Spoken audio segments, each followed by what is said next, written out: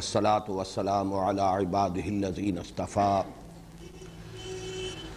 خصوصا على أفضلهم وخاتم النبيين محمد الأمين وعلى آله وصحبه أجمعين. أما بعد فأعوذ بالله من الشيطان الرجيم. بسم الله الرحمن الرحيم. الف لام میم ذالک الکتاب لا ریب فیہ ھدی للمتقین. الف لام میم ذالک الکتاب لا ریب فیہ ھدی للمتقین الذین یؤمنون بالغیب ویقیمون الصلاة ومما رزقناہم ینفقون والذین یؤمنون بما انزل الیک وما انزل من قبلک وبالآخرة هم یوقنون اولئک علی ھدی من ربہم واولئک هم المفلحون. صدق اللہ العظیم.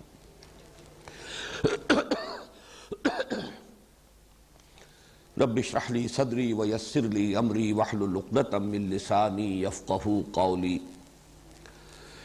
اللهم ربنا الهمنا رشدنا واعذنا من شرور انفسنا.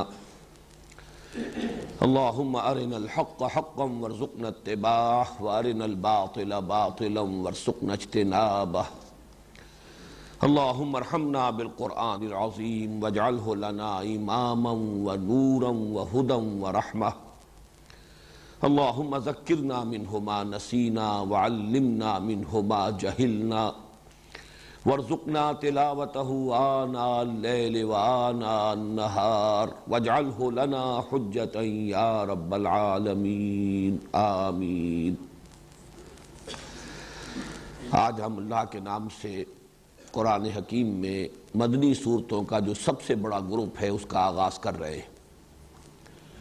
ذہن میں تازہ کر لیجئے کہ جو تلاوت کی 7 منزلیں یا 7 احزاب ہیں قرآن حکیم میں، ان میں سے پہلی منزل میں سورہ فاتحہ کے علاوہ 3 سورتیں مدنی شامل ہیں: سورہ بقرہ، سورہ آل عمران اور سورہ نساء. لیکن جو دوسرے 7 گروپ ہیں معنوی اعتبار سے جو تقسیم ہے، جن میں سے ہر گروپ میں پہلے 1 یا 1 سے زائد مکی اور اس کے بعد 1 یا 1 سے زائد مدنی صورتیں ہیں، ان کے اعتبار سے یہ جو پہلا گروپ ہے اس کی مکی صورت سورہ فاتحہ ہے جو ہم پڑھ چکے، اور مدنی صورتیں 4 اس میں شامل ہیں: سورہ بقرہ، سورہ آل عمران، سورہ نساء، سورہ مائدہ.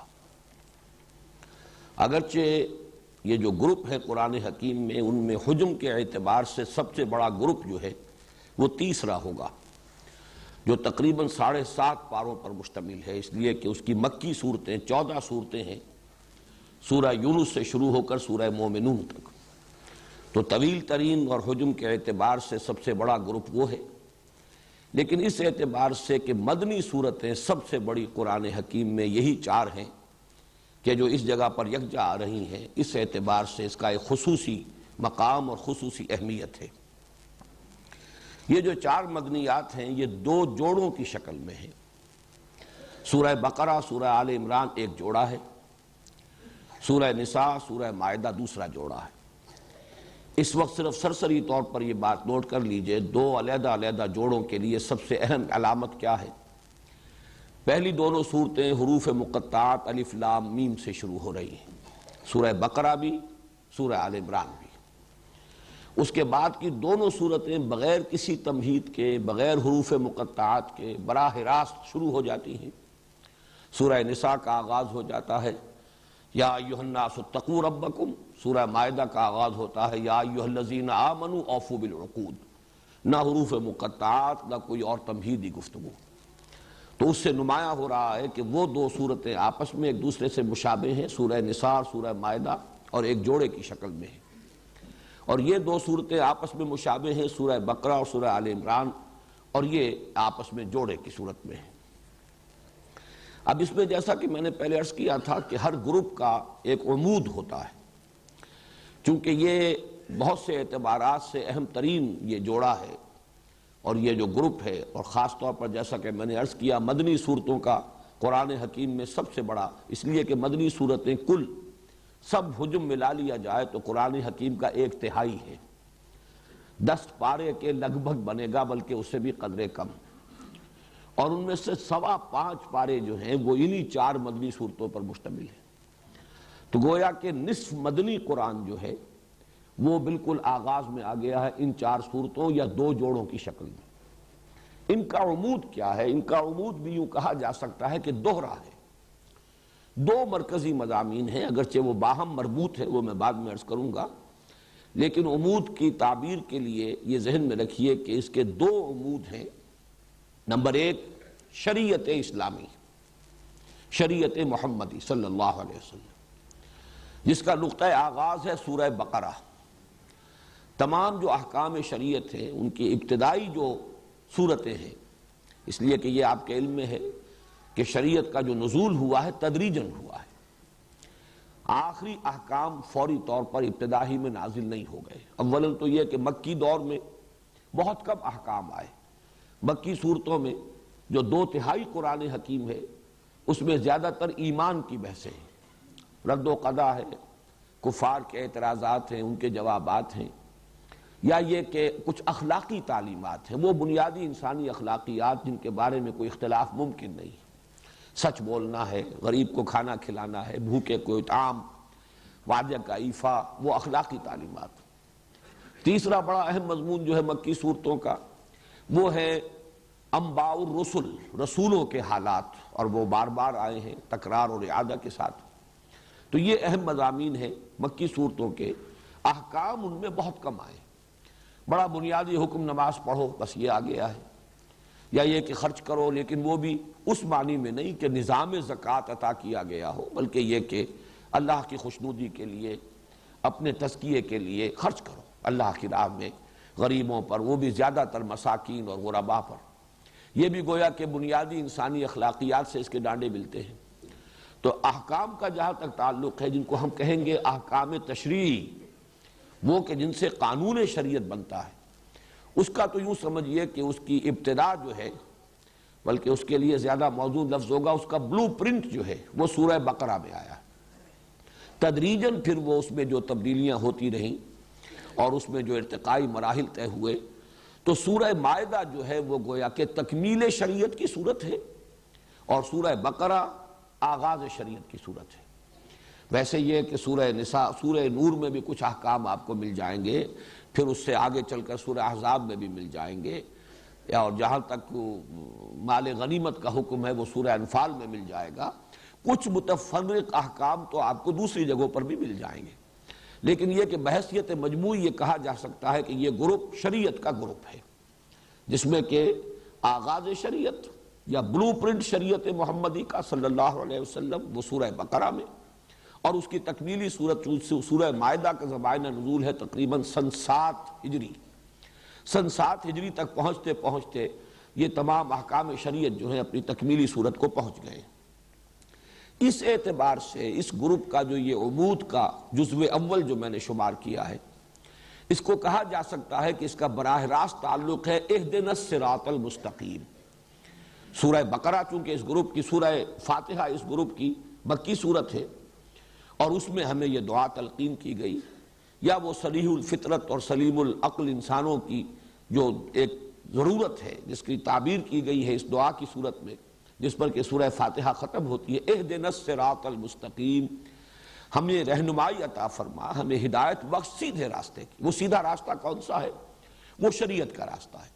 شرع کے معنی بھی در حقیقت شارع کہتے ہیں راستے کو، طریق کہتے ہیں راستے کو، صراط کہتے ہیں راستے کو۔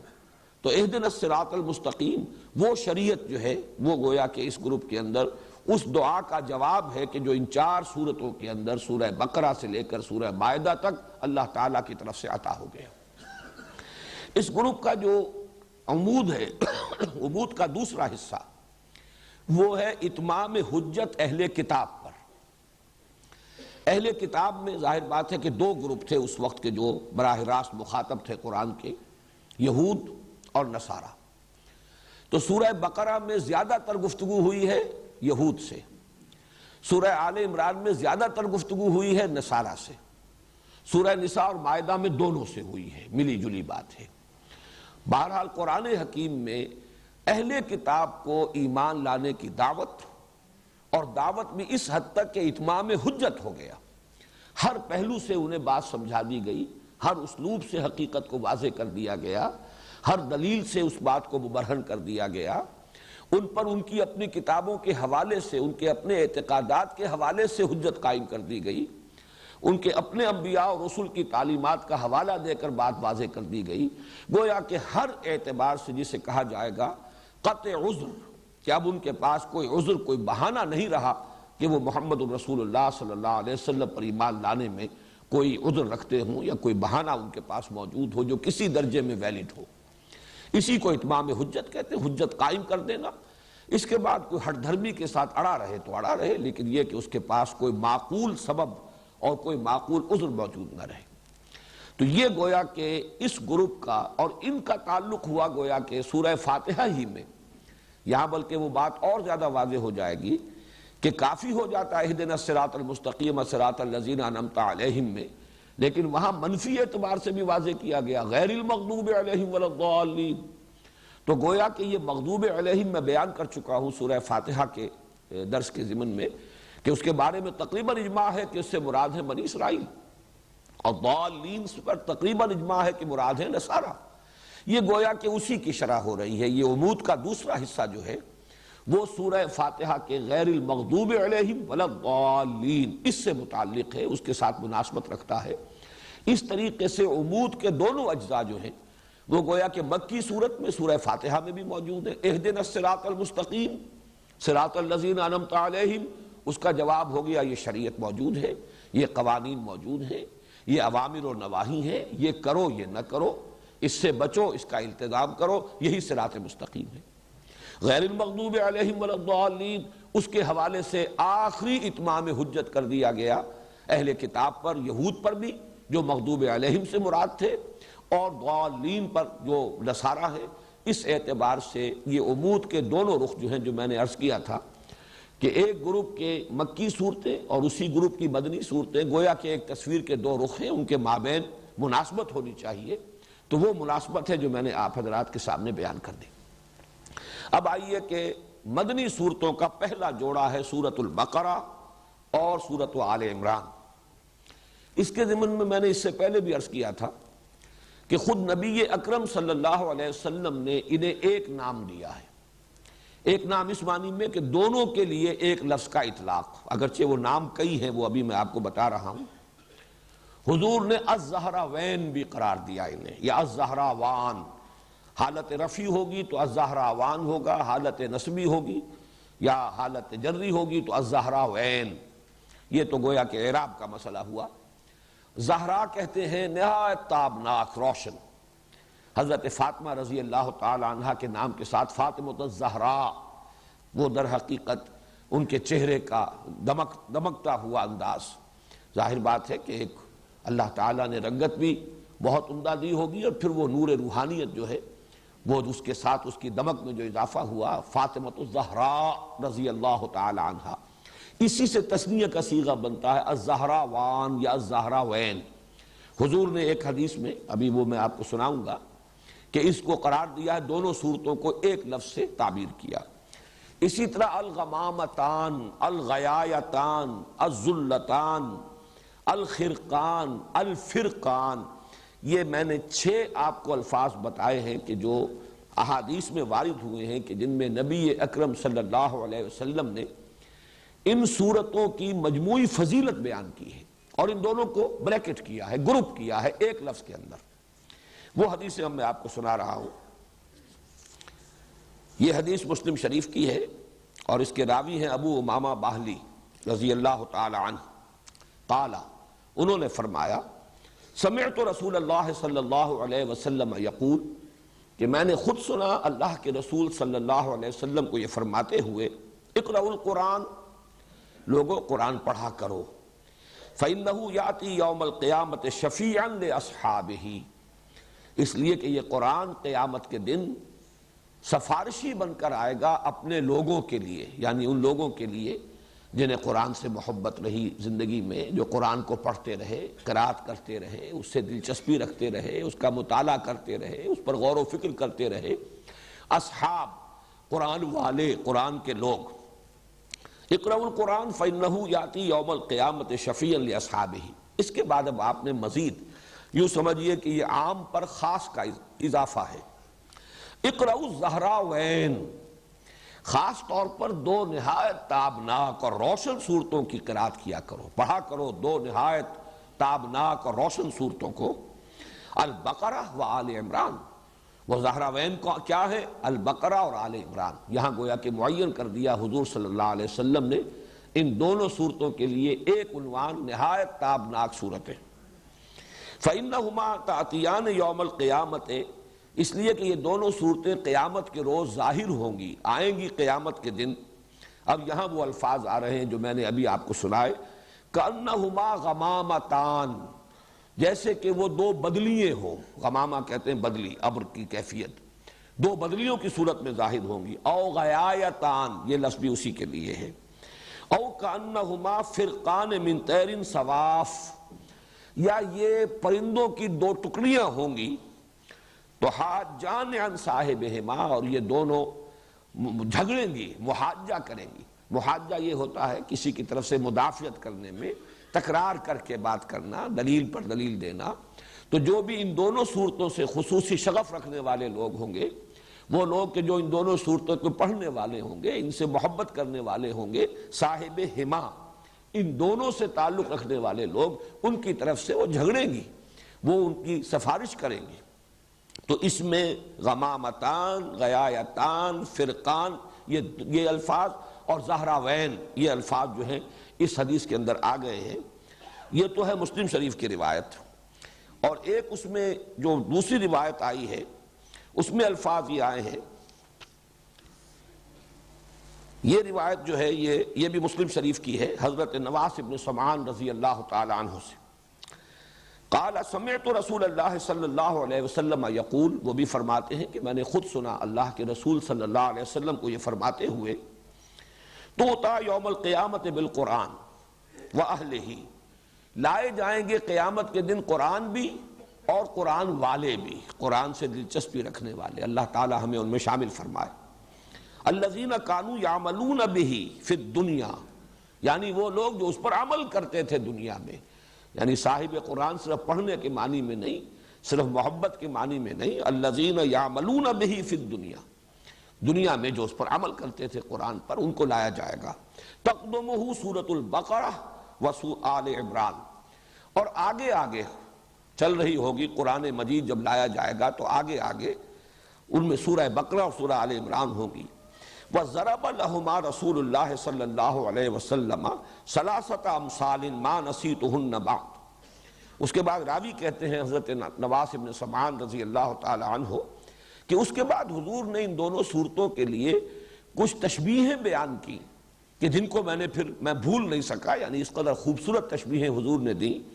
وہ تشبیہ کیا ہے؟ کانہما غمامتان او ذلتان سوداوان بینہما شرق، یہ دونوں صورتیں ایسے ظاہر ہوں گی قیامت کے دن جیسے کہ دو بدلیاں ہیں، دو بادل ہیں، اور وہ سیاہ رنگ کی ہیں، یعنی سایہ کر رہی ہوں گی اپنے پڑھنے والے اور محبت کرنے والے ہیں ان پر۔ ان کے درمیان ایک روشنی بھی ہوگی، دو بدلیاں اسی طرح ظاہر ہوں گی، اگر وہ ملی ہوئی ہوں اور ان کے درمیان کوئی خلا نہ ہو جس میں روشنی آ رہی ہو تو وہ دو علیحدہ نہیں ہوں گی۔ گویا کہ ان کے اندر معنوی اعتبار سے تسلسل بھی ہے، لیکن یہ کہ دو صورتیں علیحدہ ہیں، سورہ بقرہ علیحدہ ہے، سورہ آل عمران ہے۔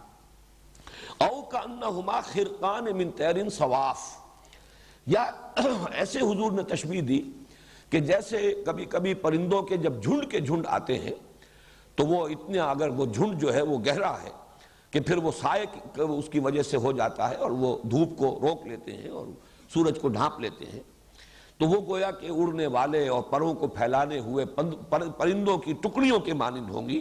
تو حاجان عن صاحبہما، اور یہ محاجہ کریں گی، سفارش کریں گی، جھگڑا کریں گی اپنے لوگوں کے بارے میں، ان کی طرف سے مدافعت کریں گی، ان کی وکالت کریں گی۔ یہ تو مسلم شریف کی روایت ہے، لیکن ترمذی میں اسی روایت کے جو الفاظ آئے ہیں ما نسیتہن، وہ تین تمثیلیں جو حضور نے بیان فرمائی جن کے بارے میں راوی کہتے ہیں حضرت نواس ابن سمعان کہ میں ان کو بھول نہیں سکا، تو اس کی جو تشریح آئی ہے ترمذی کی روایت میں، قال یاتیان کانہما غیایتان بینہما شرق او کانہما غمامتان سوداوان او کانہما ذلتان من طیر صواف، دو بدلیاں یا دو ٹکڑیاں پرندوں کے دو جھنڈ ہوں گے، تجادلان عن صاحبہما، اور وہ مجادلہ کریں گی، محاجہ کریں گی، مجادلہ کریں گی، جھگڑیں گی، مدافعت کریں گی اپنے لوگوں کی طرف سے۔ تو ان دو روایات، بلکہ میں نے تین روایات آپ کو سنائی ہیں، اس لیے کہ ایک روایت تو حضرت ابو امامہ باہلی سے ہے، دوسری روایت جو ہے وہ مسلم شریف میں بھی ہے، اگرچہ راوی ایک ہی ہے حضرت نواس ابن سمعان، لیکن مسلم شریف میں اس کے الفاظ قدر مختلف ہیں، اور ترمذی میں جو الفاظ آئے ہیں ان میں تھوڑا سا فرق ہے۔ ان سے ان دونوں صورتوں کی فضیلت بھی ظاہر ہوئی، اور نمبر دو یہ کہ ان کا جوڑا ہونا ثابت ہو گیا، اس لیے کہ ان دونوں کو بریکٹ کیا ہے حضور صلی اللہ علیہ وسلم نے ایک نام سے، جیسے میں نے اس سے پہلے کئی مرتبہ عرض کیا ہے کہ آخری دو صورتیں ان کے لیے تو ایک نام ایسا ہے کہ جو ہر شخص جانتا ہے، سورۃ الفلق اور سورۃ الناس معوذتین، یہ دو ایک نام جو ہے ہر شخص جانتا ہے، دو صورتیں ہیں لیکن دونوں کا مضمون ایک ہے، اس لیے انہیں معوذتین کہا جاتا ہے، لیکن اس کے بارے میں یہ لفظ جو ہے زیادہ عام نہیں ہے، حالانکہ حضور صلی اللہ علیہ وسلم نے کس اہتمام کے ساتھ ان دونوں صورتوں کو بھی اسی طریقے سے ایک جوڑا قرار دیا ہے۔ اب جو اس کے وجوہ ہیں اور جو مظہر ہیں جوڑے ہونے کے، نسبت زوجیت کے، اب ان پر ہم نگاہ ڈال لیں۔ میں نے کئی مرتبہ عرض کیا ہے کہ یہ جو زوجیت ہے یا جوڑے ہونے کی نسبت ہے قرآن حکیم کی صورتوں میں، اس کے دو پہلو ہوں گے، بعض اعتبارات سے مشابہت بہت نمایاں ہوگی، اور بعض اعتبارات سے ایک ریسیپروکل نسبت ہوگی، عکسی نسبت ہوگی، یا ہم یوں کہہ سکتے ہیں کہ تکمیلی نسبت ہوگی، کہ دونوں چیزیں مل کر ایک مضمون کو مکمل کر رہی ہوں، یا ایک مضمون کا ایک رخ ادھر آ گیا ہو اور ایک رخ اسی کا دوسری صورت میں آ گیا ہو۔ تو زوجین میں یہ دونوں چیزیں لازم ہیں، یہ جیسے کہ ہم جانتے ہیں حیوانات کے اندر ایک نوع جو ہے اس کی جو دو جنسیں ہوں گی وہ ایک دوسرے سے بہت مشابہ ہوں گی، شیر اور شیرنی، ظاہر بات ہے کہ وہ ان کا اپنی ایک مشابہت ہے، 99% تو ان کے مشابہت کی شکل نظر آئے گی، بیل اور گائے، لیکن یہ کہ آپ کو معلوم ہے کہ بعض اعتبارات سے ان کا جسمانی نظام ایسا بنایا گیا ہے کہ وہ ایک مقصد کی تکمیل کرتے ہیں، فرق ہے لیکن وہ فرق ایسا نہیں ہے کہ جس کے مابین کوئی وحدت مقصد موجود نہ ہو، مقصد ایک ہے۔ اسی طریقے سے صورتوں میں جب آپ نسبت زوجیت کو تلاش کریں تو دو پہلو دیکھنے ہوں گے کہ ایک تو مشابہت کے پہلو کون سے، وہ نمایاں ہونے چاہیے، پھر کن اعتبارات سے یہ کمپلیمنٹری ہیں، کن اعتبارات سے یہ مل کر کسی مضمون کی تکمیل کرتی ہیں، وہ کون سے پہلو ہیں کہ جن میں سے کوئی ایک رخ جو ہے وہ ایک صورت میں آ گیا ہو اور دوسرا رخ دوسری صورت میں آ گیا ہو۔ ظاہر بات ہے یہ چیزیں تو تفصیل سے آئیں گی، ورنہ تو یہ خود بڑا لمبا موضوع اس وقت ہو جائے گا، تفصیل سے یہ چیزیں آئیں گی بعد میں جب کہ ہم ان صورتوں کا مطالعہ کریں گے۔ اس وقت یہ کہ تین چار چیزیں نوٹ کر لیجئے دونوں اعتبارات سے۔ جہاں تک مشابہت ہے، ایک بات تو بہت نمایاں جو میں پہلے عرض کر چکا کہ سورہ بقرہ بھی شروع ہو رہی ہے الف لام میم حروف مقطعات سے، اور سورہ آل عمران بھی شروع ہو رہی ہے الف لام میم حروف مقطعات سے۔ اس کے بعد آپ کو 20ویں پارے میں جا کر، 19ویں اور 20ویں پارے میں جا کر جو ہے یہ صورتیں چار ملیں گی، وہ چاروں مکی صورتیں ہیں جن کا آغاز ہوتا ہے الف لام میم سے۔ سورہ عنکبوت ہے، پھر سورہ روم ہے، سورہ لقمان ہے، سورہ سجدہ ہے، وہ چار صورتیں، ورنہ یہ کہ یہ شروع میں دو صورتیں ہیں اور یہ دونوں مدنی صورتیں ہیں، وہ چاروں صورتیں وہ مکی صورتیں ہیں۔ مدنی صورتوں میں یہ دو صورتیں ہیں کہ جو حروف مقطعات سے شروع ہوئی الف لام میم سے۔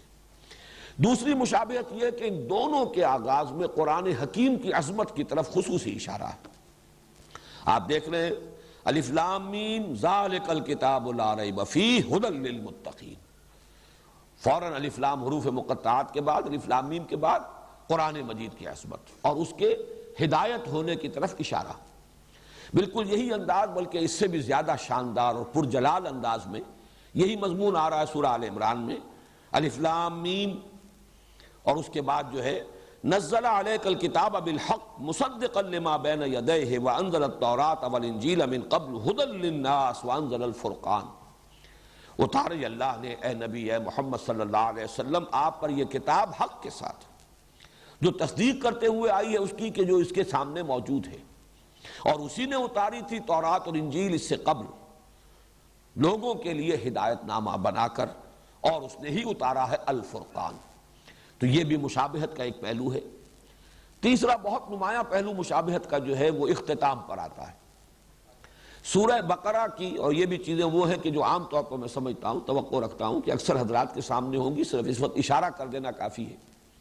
سورہ بقرہ کے اختتام پر بھی ایک دعا آئی ہے نہایت عظیم، ربنا لا تؤاخذنا ان نسینا او اخطانا ربنا ولا تحمل علینا اصرا کما حملتہ علی الذین من قبلنا ربنا ولا تحملنا ما لا طاقت لنا به واعف عنا واغفر لنا وارحمنا۔ اب یہ نہایت عظیم دعا ہے۔ اسی طریقے سے تھوڑا سا فرق ہے، 4 آیتیں پہلے، 5 آیتیں پہلے سورہ آل عمران کے اختتام پر 5 آیتیں قبل اگر دیکھیں گے تو ایک عظیم دعا ہے جو کئی آیات پر مشتمل ہے۔ ربنا ما خلقت هذا باطلا سبحانك فقنا عذاب النار ربنا انك من تدخل النار فقد اخزيته وما للظالمين من انصار ربنا اننا سمعنا مناديا ينادي للايمان ان امنوا بربكم فآمنا ربنا فاغفر لنا ذنوبنا وكفر عنا سيئاتنا وتوفنا مع الابرار ربنا وآتنا ما وعدتنا على رسلك ولا تخزنا يوم القيامة انك لا تخلف الميعاد۔ دونوں آیتیں ویسے اگر آپ دیکھیں گے تو حجم کے اعتبار سے یہ دونوں دعائیں تقریباً برابر ہیں، اگرچہ یہ کہ سورہ بقرہ کی وہ ایک ہی آیت ہے اور یہاں متعدد آیات ہیں، لیکن حجم کے اعتبار سے زیادہ فرق نہیں ہے۔ نہایت جامع، نہایت عظیم یہ آیات یہ ہیں، دعائیں ہیں کہ جن پر سورہ بقرہ بھی ختم ہو رہی ہے، سورہ آل عمران ختم ہو رہی ہے۔ تو مشابہت کے پہلو سے میں سمجھتا ہوں کہ صرف ان 3 چیزوں کو سامنے رکھیے۔ اب جو مقاسمت کا یہ تقسیم جو ہے کہ ایک ہی مضمون کے، ایک ہی شے کے 2 رخ، 2 پہلو ہو، اور وہ ان میں تقسیم ہو گئی ہو کہ ایک پہلو آ رہا ہو ایک صورت میں، دوسرا پہلو جو ہے اس پر بحث ہوئی اور دوسری صورت میں، اس کو نوٹ کر لیجئے 4 چیزیں۔ سب سے نمایاں بات تو یہ جو میں پہلے عرض کر چکا ہوں کہ سورہ بقرہ میں نہایت مفصل گفتگو ہوئی ہے، دعوت بھی دی گئی، اتمام حجت بھی کیا گیا، اور جس کو کہتے ہیں کہ قرارداد جرم بھی ان پر، فرد قرارداد جرم وہ بھی عائد کر دی گئی، فرد جرم وہ ہے یہود، بنی اسرائیل، یہود سے خطاب کر یا بنی اسرائیل اذکروا نعمتی التی انعمت علیکم۔ لیکن سورہ آل عمران میں یہی معاملہ نصارہ کے ساتھ ہے۔ ان کی سب سے بڑی گمراہی تثلیث کا عقیدہ، الوہیت مسیح علیہ السلام کا عقیدہ، تو اس میں آپ دیکھیں گے کہ بڑی تفصیل کے ساتھ اس عقیدے کی نفی کی گئی ہے۔ تو یہ گویا کہ اب یہ دونوں مل کر ایک مضمون کی تکمیل کر رہے ہیں، دعوت اور اتمام حجت یہود پر سورہ بقرہ میں اور نصارہ پر سورہ آل عمران میں۔ اسی طریقے سے انفاق مال یا جہاد بالمال، اس پر جامع ترین مقام، نہایت مفصل مقام، نہایت تاکیدی حکم یہ سورہ بقرہ میں ہے۔ اور قتال، جہاد بالنفس، جانے ہتھیلی پر لے کر میدان میں آ جانا، یہ ہے کہ جس کا بڑی زیادہ شرح و بسط کے ساتھ یہ مضمون آیا ہے یہ سورہ آل عمران میں۔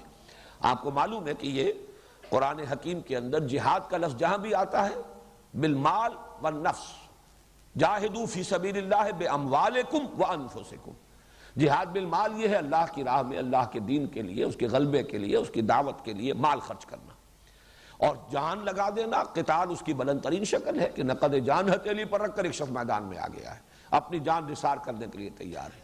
تو یہ گویا کہ ایک ہی مضمون، جیسے وہ مضمون ایک تھا اتمام حجت اور دعوت اہل کتاب کو 2 حصوں میں تقسیم ہو گیا، یہود سورہ بقرہ میں، نصارہ سورہ آل عمران میں، جہاد فی سبیل اللہ، جہاد بالمال سورہ بقرہ میں، اور جہاد بالنفس اور قتال فی سبیل اللہ یہ سورہ آل عمران میں۔ اسی طرح یہ ذرا ایک لطیف بات ہے، سورہ بقرہ میں زیادہ زور اور زیادہ ایمفیسس ایمان پر ہے، جبکہ سورہ آل عمران میں آپ دیکھیں گے زیادہ زور، زیادہ ایمفیسس اسلام پر ہے۔ اب یہ بھی حقیقت کے اعتبار سے ایک ہی شے ہے، ایمان ایک باطنی کیفیت ہے، یقین کی ایک کیفیت ہے، وہ دل کے اندر ہے، وہ باطن میں ہے انسان کے، اور اسلام اسی کا ظہور خارجی ہے۔ انسان کے عمل میں جو روش ہوگی اس ایمان کی بنیاد پر اس کا نام اسلام ہے۔ لیکن یہ کہ فی الحال یہ بھی اپنی جگہ حقیقت ہے کہ یہ دونوں علیحدہ علیحدہ ہیں، ان کو بالکل ایک شے بھی نہیں کہا جا سکتا، جیسے کہ سورہ حجرات میں ہے قالت الاعراب آمنا قل لم تؤمنوا ولكن قولوا اسلمنا ولما يدخل الايمان في قلوبكم۔ یہ بدو کہہ رہے ہیں، دعویٰ کر رہے ہیں، مدعی ہیں کہ ہم ایمان لے آئے، نبی ان سے کہہ دیجئے تم ایمان ہرگز نہیں لائے ہو، بلکہ یوں کہو کہ ہم اسلام لے آئے، ابھی تک ایمان تمہارے دلوں میں داخل نہیں ہوا۔ تو آپ دیکھیں گے کہ سورہ بقرہ میں شروع میں بھی یؤمنون بالغیب الذین یقیمون الصلاۃ ومما رزقناہم ينفقون والذین یؤمنون بما انزل الیک وما انزل من قبلک وبالآخرۃ هم یوقنون۔ پھر 21ویں رکوع میں جا کر بالکل وسط میں پھر لیس البر ان تولوا وجوہکم قبل المشرق والمغرب ولکن البر من آمن باللہ والیوم الآخر والملائکۃ والکتاب والنبیین۔ پھر آخر میں آمن الرسول بما انزل الیہ من ربہ والمؤمنون کل آمن باللہ وملائکتہ وکتبہ ورسلہ۔ اب یہ آپ اندازہ دیکھیے کہ ابتدا، انتہا اور درمیان میں یہ تینوں جگہ پر ایمان کے بارے میں اہمیت کے ساتھ گفتگو ہو رہی ہے۔ اسلام کے بارے میں آپ کو یہی انداز نظر آئے گا سورہ آل عمران میں، ان الدین عند اللہ الاسلام، اور آگے چل کر ومن یبتغ غیر الاسلام دینا فلن یقبل منہ۔ وہاں اسلام پر زیادہ ایمفیسس ہے، یہاں ایمان پر زیادہ ہے۔ ایک اور بات نوٹ کیجئے کہ ایمان کے بھی قرآن مجید میں دو مظہر قرار دیے گئے ہیں عملی۔ ایمان اگر اندر ہے تو اس کا ظہور جب انسان کے عمل میں ہوگا، اس کے دو اہم مظاہر ہیں علیحدہ علیحدہ۔ ایک مظہر ہے نماز، روزہ، تقوی، خشوع، خضوع، ذکر کے اندر لذت کا آنا۔ ایک ہے جہاد، قتال، اللہ کی راہ میں تکلیفیں اٹھانا، صبر، مصابرت، ایثار، قربانی، میدان میں آنا، مقابلہ کرنا، باطل سے پنجہ آزمائی کرنا۔ یہ دو ہیں رخ عمل کے، ایمان کے نتیجے میں یہ دو مظاہر ہیں۔ اب آپ دیکھیے کہ اس میں بھی تقسیم ہے۔ سورہ بقرہ کے آغاز میں یہ آیا ھدی للمتقین الذین یؤمنون بالغیب ویقیمون الصلاۃ ومما رزقناہم ينفقون والذین یؤمنون بما انزل الیک وما انزل من قبلک وبالآخرۃ هم یوقنون اولئک علی ھدی من ربہم واولئک هم المفلحون۔ ایک رخ یہاں بیان کر دیا گیا۔ سورہ آل عمران میں دوسرا رخ آ رہا ہے۔ چنانچہ آخری رکوع کی جو ابھی میں نے آپ جس کی طرف میں اشارہ کر رہا تھا، وہ عظیم دعا کے بعد فاستجاب لهم ربهم انی لا اضیع عمل عامل منکم من ذکر و انثی فالذین ہاجروا واخرجوا من دیارہم واوذوا فی سبیلی وقاتلوا وقتلوا لأکفرن عنہم سیئاتہم ولأدخلنہم جنات تجری من تحتہا الانہار۔ اور پھر آخری آیت جو ہے وہ بھی اسی مضمون کو نمایاں کر رہی ہے، یا ایھا الذین آمنوا اصبروا وصابروا ورابطوا واتقوا اللہ لعلکم تفلحون۔ صبر، مصابرت، یہ ہے اصل میں وہ چیزیں کہ جن کو نمایاں کیا گیا ہے۔ اللہ کی راہ میں جنگ، تکلیفوں کا جھیلنا، گھر بار چھوڑ دینا، مصائب کو برداشت کرنا، قتال کرنا، قتل کرنا بھی، قتل ہونا بھی، یہ ہے ایمان کا دوسرا مظہر۔ سورہ آل عمران کے اختتام پر یہ دوسرا پہلو، سورہ بقرہ کے آغاز میں پہلا پہلو، اور اسی کی ایک مثال ہے بہت ہی نمایاں قرآن حکیم میں سورہ انفال میں یہ دونوں پہلو جمع کیے گئے ہیں، لیکن اس طور سے کہ شروع میں یہ سورہ بقرہ والا پہلو ہے، اور فرمایا گیا وہ لوگ جب اللہ کا نام لیا جائے تو ان کے دل لرز جاتے ہیں، نماز قائم کرتے ہیں۔ یہ ساری کیفیات جو ہیں وہ شروع میں آئیں، اور فرمایا گیا اولئک ھم المؤمنون حقا، یہ لوگ ہیں حقیقی مومن، سچے مومن۔ آخر میں آیا جو اللہ کی راہ میں جہاد کرتے ہیں، قتال کرتے ہیں، وہ لوگ جنہوں نے نصرت کی، انصار، وہ لوگ جنہوں نے ہجرت کی، یہ لوگ اولئک ھم المؤمنون حقا، یہ لوگ ہیں کہ جو سچے مومن ہیں۔ معلوم ہوا کہ یہ تصویر مومن کی شخصیت کی تصویر جو ہے اس کے دو رخ ہیں، دونوں کی تکمیل سے مومن کی شخصیت کا حیولہ صحیح طور پر سامنے آتا ہے، ورنہ وہ یک رخا رہ جائے گا۔ ایک رخ وہ ہے جو خانقاہوں میں نظر آتا ہے، وہاں وہ جہاد اور قتال نہیں، اللہ کی راہ میں باطل سے پنجہ آزمائی نہیں ہے، لیکن مراقبے ہیں، اور وہاں بھی ظاہر بات ہے کہ بہت مجاہدے تو ہوتے ہیں، نفس کشی ہوتی ہے، اور وہ مخالفت نفس کے اندر مبالغے بھی ہوتے ہیں، لیکن دوسرا رخ نہیں ہے۔ اور ایک یہ ہو سکتا ہے کہ مرد میدان تو ہو، لیکن یہ کہ وہ سوز کی کیفیت جو ہے، سوز و ساز رومی جسے کہا اقبال نے کبھی سوز و ساز رومی، کبھی پیچ و تاب رازی۔ اگر وہ باطنی سوز نہیں ہے، وہ حب نہیں ہے، محبت نہیں ہے اللہ کی اور اس کے رسول کی، تو معلوم ہوگا کہ کھوکھلی سی ایک چیز ہے۔ یہ دونوں چیزیں مل کر در حقیقت بندہ مومن کی شخصیت کی تصویر کی تکمیل کرتی ہے۔ اور یہاں جیسا کہ میں نے عرض کیا، سورہ بقرہ کے آغاز میں ایک رخ نماز، زکوٰۃ، ایمان، یقین، خشیت، تقوی، آخرت کا یقین، اور دوسرا رخ جہاد، قتال، ہجرت، مصابرت، صبر، یہ دوسرا رخ ہے جو سورہ آل عمران میں آیا۔ صرف اسی پر فی الحال اکتفا کریں، اس کے بعد یہ ہے کہ جب ہم ان دونوں صورتوں کا مطالعہ تفصیل سے کریں گے تو یہ اور نکھرتا چلا جائے گا کہ کس طرح یہ دونوں صورتیں مل کر مضمون کی تکمیل کرتی ہیں۔ یہ صورتوں میں نسبت زوجیت کی ایک نہایت کامل مثال ہے، اور اس کے لیے دلیل میرے پاس سب سے بڑی، اس لیے کہ ہمارے لیے تو سب سے بڑی دلیل محمد الرسول اللہ صلی اللہ علیہ وسلم کا فرمایا ہوا ہے۔ جس طریقے سے آخری دونوں صورتیں معوذتین ایک نام میں جمع کی گئیں، اسی طریقے سے ان صورتوں کے لیے حضور نے الزہراوین، الغمامتین، الغیایتین، الذلتین، الخرقین، الفرقین، یہ تمام الفاظ تثنیہ کے اس لیے استعمال کیے کہ بات واضح ہو جائے کہ یہ دونوں صورتیں جو ہیں یہ مل کر ایک مضمون کی تکمیل کرتی ہیں اور یہ آپس میں جوڑے کی نسبت رکھتی ہیں۔ اب آئیے سورۃ البقرہ۔ سورۃ البقرہ کے بارے میں بھی تمہیدی مضامین ہو جائیں، اس کے بعد ہم سلسلے وار لفظ بلفظ مطالعہ شروع کریں گے۔ سب سے پہلی چیز اس سورہ مبارکہ کے لیے اس کی عظمت، ایک تو عظمت دونوں کی مشترک جو ہے وہ تو میں حدیثیں آپ کو سنا چکا، سورہ بقرہ، سورہ آل عمران مشترک طور پر زہراوین ان کی جو عظمت ہے، لیکن یہ ہے کہ سورہ بقرہ کے بارے میں نبی اکرم صلی اللہ علیہ وسلم کی دو احادیث آپ کو سنانا چاہتا ہوں۔ دونوں ترمذی سے ہیں اور دونوں کے راوی حضرت ابو ہریرہ ہیں رضی اللہ تعالیٰ عنہ۔ عن ابی ہریرہ رضی اللہ تعالیٰ عنہ ان رسول اللہ صلی اللہ علیہ وسلم قال لکل شیء سنام وسنام القرآن سورۃ البقرہ وفیہا آیۃ ہی سیدۃ آی القرآن آیۃ الکرسی۔ حضور نے فرمایا ہر شے کی ایک چوٹی ہوتی ہے، ایک کوہان، جیسے اونٹ کی کے وجود میں وہ کوہان جو ہے بڑا نمایاں ہوتا ہے، ایسے ہی ہر شے میں، جس کو آپ انگریزی میں کلائمیکس سے تعبیر کرتے ہیں، ہر شے کا ایک کلائمیکس ہے، ہر شے کا ایک نقطہ عروج ہے، ہر شے کی ایک چوٹی ہے، اور قرآن کی چوٹی سورہ بقرہ ہے۔ اور اس میں ایک آیت تو وہ ہے کہ جو تمام آیات قرآنیہ کی سردار ہے، اور وہ آیت الکرسی ہے۔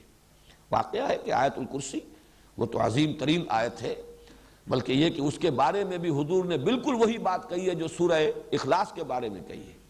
سورہ اخلاص کو حضور نے قرار دیا کہ یہ ربع قرآن ہے، قرآن ثلث قرآن، چوتھائی حصہ قرآن کا، اور آیت الکرسی کو بھی ربع قرآن قرار دیا۔ اس اعتبار سے اس کی بڑی عظمت ہے۔ دوسری حدیث ہے وہی حضرت ابو ہریرہ رضی اللہ تعالیٰ عنہ سے کہ حضور نے ارشاد فرمایا ان بیت الذی تقرأ فیہ البقرۃ لا یدخلہ الشیطان، وہ گھر کے جس میں سورہ بقرہ کی تلاوت کی جاتی ہو اس میں شیطان داخل نہیں ہو سکتا۔ وہ گویا کہ ایک حصار کا اور حفاظت کا اور دفاع کا کام جو ہے فریضہ سر انجام دیتی ہے۔ یہ سورہ بقرہ جس گھر میں کہ اس کے پڑھنے کا اہتمام ہوتا ہو، التزام ہوتا ہو، بار بار پڑھا جاتا ہو، اس کا چرچا ہوتا رہتا ہو، تو جو شیطان ہے وہ اس سے بھاگتے ہیں۔ زمانہ نزول کے بارے میں نوٹ کر لیجئے کہ یہ سورہ مبارکہ ظاہر بات ہے کہ 40 رکوعوں پر مشتمل ہے۔ آیات کے اعتبار سے تقریباً ہمارے ہاں جو مصحف ہیں ان میں تو 286 کا حصہ ہی آپ کو ملے گا، 286 آیات۔ البتہ مختلف قرأتوں کے اعتبار سے ایک ایک کا فرق ہے، بعض حضرات کے نزدیک 285 آیات بھی شمار میں آتی ہیں اس کی، اور بعض کے نزدیک جو ہے 287 بھی ہیں، لیکن یہ کہ تقریباً اجماع جو ہے وہ 286 کی عدد پر ہے۔ لیکن وہ صرف گنتی کا فرق ہے، یہ نہیں ہے کہ کسی آیت کے بارے میں اختلاف ہو کہ وہ قرآن کا حصہ ہے یا نہیں۔ کہیں کسی جگہ پر ایک گنتی ہو جاتی ہے آیت کی اور کسی جگہ پر نہیں ہوتی۔ یہ سورہ فاتحہ میں بھی میں بیان کر چکا ہوں۔ بعض حضرات کے نزدیک یہ صراط الذین انعمت علیہم غیر المغضوب علیہم ولا الضالین یہ ایک ہی آیت ہے، لیکن یہ کہ اکثر حضرات کے نزدیک، اور چونکہ میں نے اس کو وہ جو حضور صلی اللہ علیہ وسلم نے حدیث قدسی ہمیں سنائی ہے کہ اللہ فرماتے ہیں کہ میں نے اس صلاۃ کو اپنے مابین 2 حصوں میں تقسیم کر لیا، اس کے حوالے سے میرے نزدیک تو گویا کہ یہ بات بالکل ثابت ہے کہ یہ دونوں آیات علیحدہ ہیں۔ صراط الذین انعمت علیہم علیحدہ آیت ہے، غیر المغضوب علیہم ولا الضالین علیحدہ آیت ہے۔ اس وقت صرف حوالہ دے رہا ہوں کہ متن میں کوئی فرق نہیں ہے، الفاظ میں کوئی کمی بیشی نہیں ہے، صرف یہ کہ گنتی کے اعتبار سے تقریباً اجماع ہے کہ سورہ بقرہ کی آیات 286 ہیں، لیکن بعض قراء جو ہے اسے 285 شمار کرتے ہیں، بعض کے نزدیک 287۔ اب اتنی طویل سورت، یہ اس پر اجماع ہے کہ یہ بیک وقت نازل نہیں ہوئی۔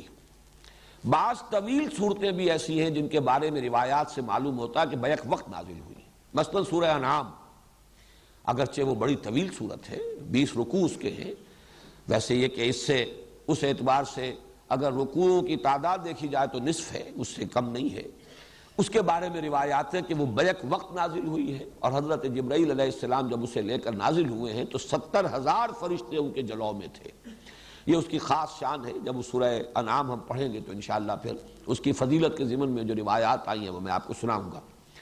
یہ جو سورت ہے یہ ایک وقت میں نازل نہیں ہوئی، البتہ تقریباً اس پر اجماع ہے کہ ہجرت کے متصلاً بعد، ہجرت کے فوراً بعد سے شروع ہو کر اور غزوہ بدر سے پہلے تک جو قرآن حکیم کی آیات نازل ہوئی ان سب کو حضور صلی اللہ علیہ وسلم نے اس سورہ مبارکہ کی شکل میں جمع کرایا۔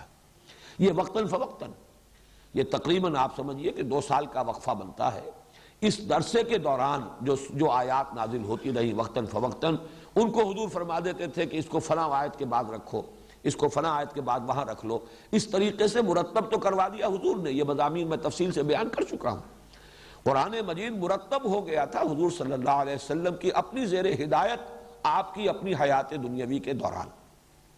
البتہ یہ کہ نازل تو ہوا ہے مختلف ترتیب سے، ترتیب نزولی اور ہے اور ترتیب مصحف اور ہے، اس میں کوئی شک نہیں۔ تو یہ تقریباً یوں سمجھئے کہ پورا یہ جو عرصہ ہے 2 سال سے کچھ کم کی مدت ہے، ہجرت کے بعد سے لے کر اور اولہ آخرہ۔ تو میں یہ عرض کر رہا تھا کہ زمانہ نزول جو ہے سورہ بقرہ کا ہجرت کے فوراً بعد سے لے کر غزوہ بدر سے متصلاً قبل تک یہ زمانہ نزول کا ہے۔ البتہ جیسا کہ آگے چل کر میں واضح کروں گا، ایک سورہ مبارکہ اور ہے قرآن حکیم کی، سورہ محمد صلی اللہ علیہ وسلم۔ اندازہ یہ ہوتا ہے کہ غزوہ بدر سے قبل وہ سورت بھی نازل ہوئی ہے، بلکہ اس کا نام سورۃ القتال بھی ہے، گویا کہ اسی میں قتال کی فرضیت جو ہے وہ آئی ہے۔ اس اعتبار سے سورہ بقرہ اور ادھر وہ سورہ محمد صلی اللہ علیہ وسلم، ان دونوں کو جمع کر لیجئے تو قرآن مجید کا یہ حصہ وہ ہے کہ جو ہجرت کے بعد سے لے کر اور غزوہ بدر سے پہلے تک نازل ہوا۔ اس میں سورہ محمد کے بارے میں صلی اللہ علیہ وسلم بعد میں بات کر لیں گے، اس وقت جو ہے اس کو نوٹ کر لیجئے کہ اس سورہ مبارکہ کا زمانہ نزول یہی ہے۔ البتہ استثناءات ہیں، ان استثناءات میں سے 2 آیتیں تو وہ ہیں کہ جو سورہ بقرہ کے آخر میں ہیں، ان کو کہا جا سکتا ہے کہ مکیات ہیں، اس پہلو سے کہ ہجرت سے پہلے حضور کو یہ عطا ہو گئی، اور ان کی خصوصی شان یہ ہے کہ بقیہ قرآن تو آسمان سے زمین پر نازل ہوا ہے، حضور صلی اللہ علیہ وسلم نے ریسیو کیا ہے، اس زمین پر جواب تھے۔ وہ 2 آیتیں آپ کو عطا کی گئی ہیں جبکہ شب معراج میں آپ خود آسمان پر تشریف لے گئے تھے۔ یہ امت کے لیے عظیم ترین تحفہ ہے جو اللہ تعالیٰ نے شب معراج میں حضور صلی اللہ علیہ وسلم کو عطا فرمایا۔ وہ 2 آیتیں ہیں جو سورہ بقرہ کے آخر میں ہیں، انہی میں وہ دعا بھی ہے جس کا میں نے تذکرہ کیا شروع میں، نہایت عظیم دعا۔ اس کے علاوہ کچھ آیات ایسی ہیں خاص طور پر کہ جو سود کی حرمت سے متعلق ہیں، ان کے بارے میں بالاجماع یہ ہمیں معلوم ہے کہ سن 9 میں نازل ہوئی ہے۔ تو سن 9 ہجری خاصا فصل ہے، یہ سن 2 ہجری کے اندر غزوہ بدر ہو رہا ہے، تو اس اعتبار سے وہ آیات بھی بعد کی ہے، لیکن ان کو بھی مضمون کی مناسبت سے نبی اکرم صلی اللہ علیہ وسلم نے سورہ بقرہ میں شامل کیا ہے۔ اس طرح کی استثناءات شاید کوئی اور بھی ہوں، لیکن شاذ کے درجے میں ہوں گی، اور جیسا کہ آپ کو معلوم ہے کہ ایکسیپشنز پروو دی رول، تو بحیثیت مجموع یہ کہا جائے گا یہ سب سے پہلی مدنی صورت ہے، یعنی ہجرت کے بعد سے لے کر اور غزوہ بدر سے متصلاً قبل تک کا زمانہ اس کا زمانہ نزول ہے۔ اب اس سورہ مبارکہ کا جو تجزیہ ہے مضامین کا، یہ بھی اپنی جگہ پر بڑی اہمیت کا حامل ہے۔ اور پھر یہ کہ اگر اس کے حوالے سے اس کے مضامین کو ذہن نشین کرنے کی کوشش کی جائے تو اس میں بہت سہولت حاصل ہوتی ہے. اور جیسا کہ میں نے پہلے بھی عرض کیا تھا، یہ میں سمجھتا ہوں کہ اللہ تعالیٰ کا خصوصی فضل ہے کہ اس نے اس کے ضمن میں بعض ایسی تشبیہات کی طرف ذہن کو منتقل کر دیا، وہ میں آپ کے سامنے ابھی رکھوں گا، کہ اس کے حوالے سے اس مضمون کو یاد رکھنا، ذہن نشین کرنا، سمجھنا بہت آسان ہو جائے گا. ایک تو یہ کہ اس سورہ مبارکہ کے لیے میں نے ایک نام تجویز کیا ہے، سورۃ الامتین. یہ بھی تثنیہ کا صیغہ آ رہا ہے، یہ دو امتوں کی صورت ہے. اور مجھے یہ جرأت اس وجہ سے ہوئی کہ جیسے کہ ہم وہ حدیث پڑھ چکے ہیں، قسمت الصلاۃ بینی و بین عبدی نصفین. اللہ تعالیٰ فرماتے ہیں کہ میں نے سورہ فاتحہ جو الصلاۃ ہے، اصل نماز ہے، اسے اپنے اور اپنے بندے کے مابین دو برابر برابر نصفین میں، دو آدھے حصوں میں تقسیم کر دیا ہے. فنصفہا لی ونصفہا لعبدی ولعبدی ما سأل. اس کا آدھا حصہ میرے لیے ہے اور آدھا حصہ بندے کے لیے ہے، اور میں نے دیا بندے کو جو اس نے مجھ سے مانگا. اسی طرح میں عرض کر رہا ہوں کہ قسمہ اللہ نصفین، اس سورہ مبارکہ کو بھی اللہ تعالیٰ نے دو نصفوں میں تقسیم کر دیا ہے. اس کے نصف اول میں تمام تر خطاب ہے سابقہ امت مسلمہ، اس لیے امتین کہہ رہا ہوں میں، دو امتیں. یہ امتین ہیں المسلمتین، سورۃ الامتین المسلمتین، یہ دو مسلم امتوں کی صورت ہے. ایک سابقہ امت مسلمہ ہے، وہ ہے یہود. ان کی تو تاریخ جو ہے امت کے اعتبار سے بحیثیت امت مسلمہ شروع ہوتی حضرت موسیٰ علیہ السلام سے اور ختم ہو گئی ہے پوٹینشلی حضرت مسیح علیہ السلام پر. حضرت مسیح، حضرت زکریا، یہ ہم عصر ہیں تقریباً، حضرت یحییٰ علیہ السلام، ان پر گویا کہ ایک اعتبار سے اس امت کی تاریخ ختم ہو جاتی ہے. اگرچہ وہ امت ابھی تک ایک قوم کی حیثیت سے، ایک نسل کی حیثیت سے یہودی اب بھی ہے، اور حضور صلی اللہ علیہ وسلم کے زمانے میں بھی موجود تھے، لیکن امت کے اعتبار سے ان کا دور جو ہے وہ در حقیقت 13 قبل مسیح سے شروع ہو کر 1300 برس جو ہے حضرت مسیح سے قبل حضرت مسیح پر آ کر جب انہوں نے حضرت مسیح کی دعوت کو ماننے سے نہ صرف انکار کیا بلکہ انہیں اپنے بس پڑتے سولی پر چڑھا دیا، اس اعتبار سے وہ اسی وقت معزول ہو چکے. لیکن یہ کہ ایک شے جس کا فیصلہ ہو جاتا ہے کسی موقع پر، اس کا ظہور ہوا ہے حضور صلی اللہ علیہ وسلم کی بعثت پر. وہ معزول کیے گئے حضور کی بعثت پر بالفعل بالقوہ معزول ہو چکے حضرت مسیح علیہ السلام ہی کی بعثت کے زمانے میں، جبکہ انہوں نے حضرت مسیح علیہ السلام سے دشمنی برتی اور انہیں اپنے حد تک سولی پر چڑھا کر دم لیا. دوسرا حصہ جو ہے اس سورہ مبارکہ کا وہ موجودہ امت مسلمہ.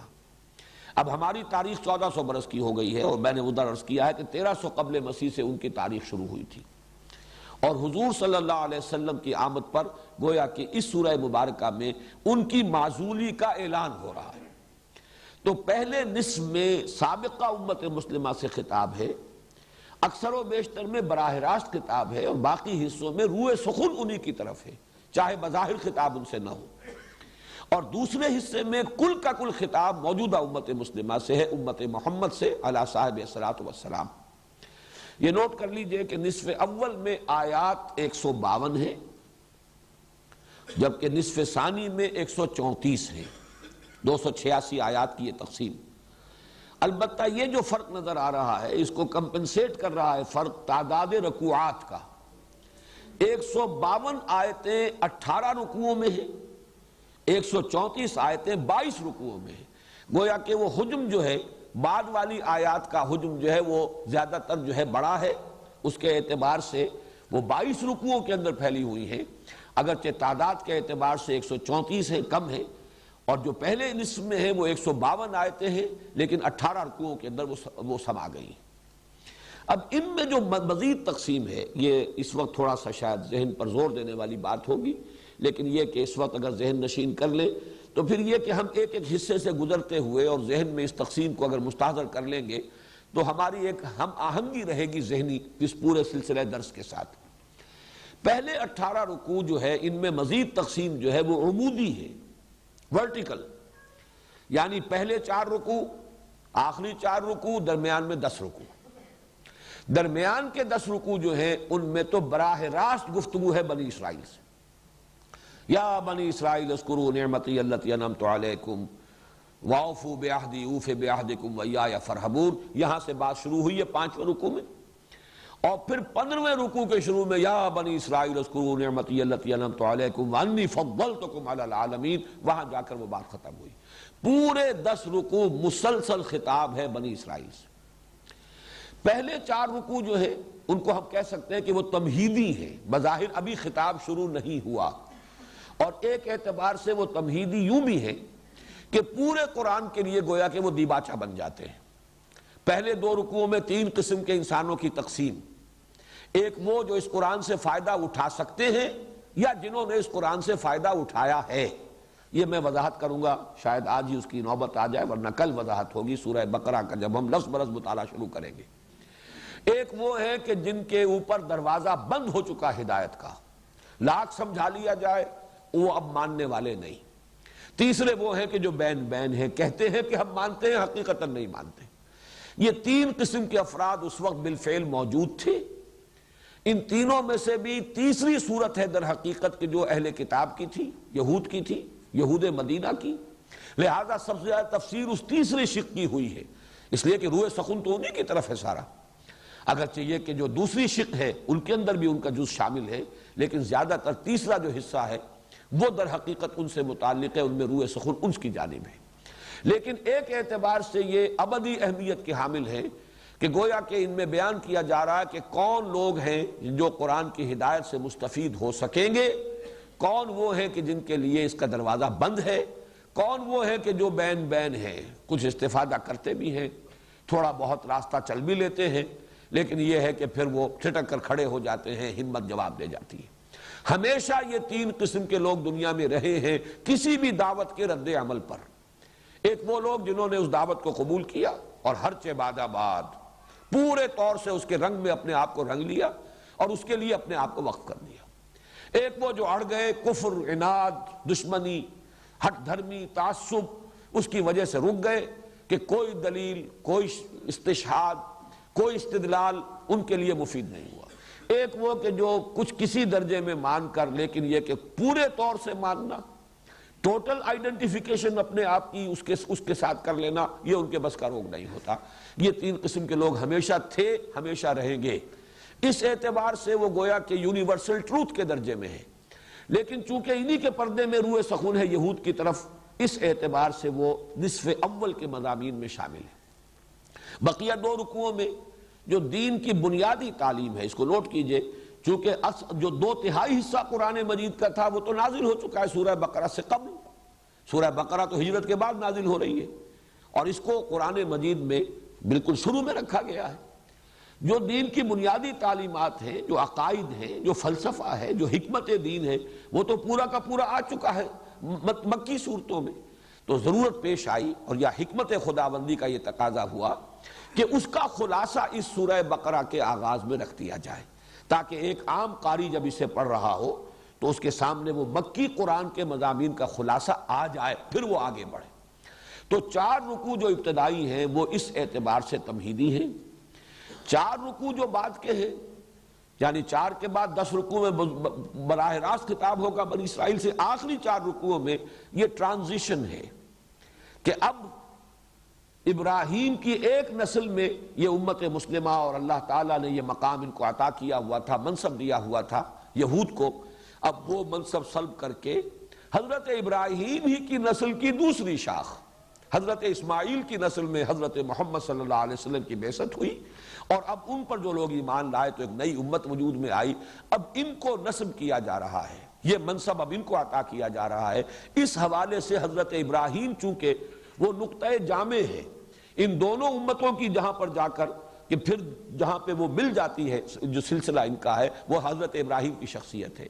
اس اعتبار سے حضرت ابراہیم کا ذکر، تعمیر کعبہ کا ذکر، پھر کعبے کی طرف اب رخ کا پھیر دیا جانا، تحویل قبلہ، وہ گویا کہ علامت ہے اس کی کہ اب وہ سابق قبلے والے یعنی یہود جن کا قبلہ رہا یروشلم، بیت المقدس، اب وہ معزول کر دیے گئے۔ اب اس کعبے کے گرد ایک نئی امت محمد وجود میں آ گئی اور اس کا نصب عمل میں آ چکا، وہ اب اس منصب پر فائز کر دیے گئے۔ یہ ہیں 18 رکوع جو پہلے ہیں نصف اول کے، 4 تمہیدی، 10 میں خطاب بنی اسرائیل سے براہ راست، اور پھر 4 کے اندر وہ تحویل جو ہے کہ ایک کی معزولی کا اعلان اور دوسرے کے اس منصب پر فائز کرنے کا اعلان۔ اس کے بعد جو بقیہ ہے 22 رکوع، اب خطاب شروع ہوا براہ راست امت مسلمہ سے۔ گویا کہ تحویل قبلہ ایک طرح کی کورونیشن تھی، تاج پوشی تھی۔ امت مسلمہ، امت محمد صلی اللہ علیہ وسلم اب اس مقام پر فائز کر دی گئی، اس کی تاج پوشی ہو گئی۔ اب ان سے خطاب ہے، اس خطاب کے بارے میں وہ تشبیہ عرض کر رہا تھا کہ وہاں غور کیجئے تو مضامین جو ہیں بظاہر، یہ لفظ مناسب نہیں ہے قرآن کے لیے، لیکن بظاہر کٹے پھٹے سے نظر آتے ہیں، یا یوں کہیے کہ بظاہر مضامین گڑبڑ نظر آتے ہیں۔ ابھی نماز کا ذکر ہو رہا تھا، ابھی کہیں جہاد کا ذکر شروع ہو گیا، ابھی کہیں کوئی اور بات آ گئی، تو بیچ میں کوئی تسلسل نہیں ہے۔ اس کے لیے میرے سامنے تمثیل آئی تھی، تشبیہ آئی تھی اللہ تعالیٰ کی طرف سے، اور بڑی خوبصورت تمثیل ہے کہ آپ ایک ایسی رسی کا تصور کریں جو 4 لڑیوں سے بٹی گئی ہو۔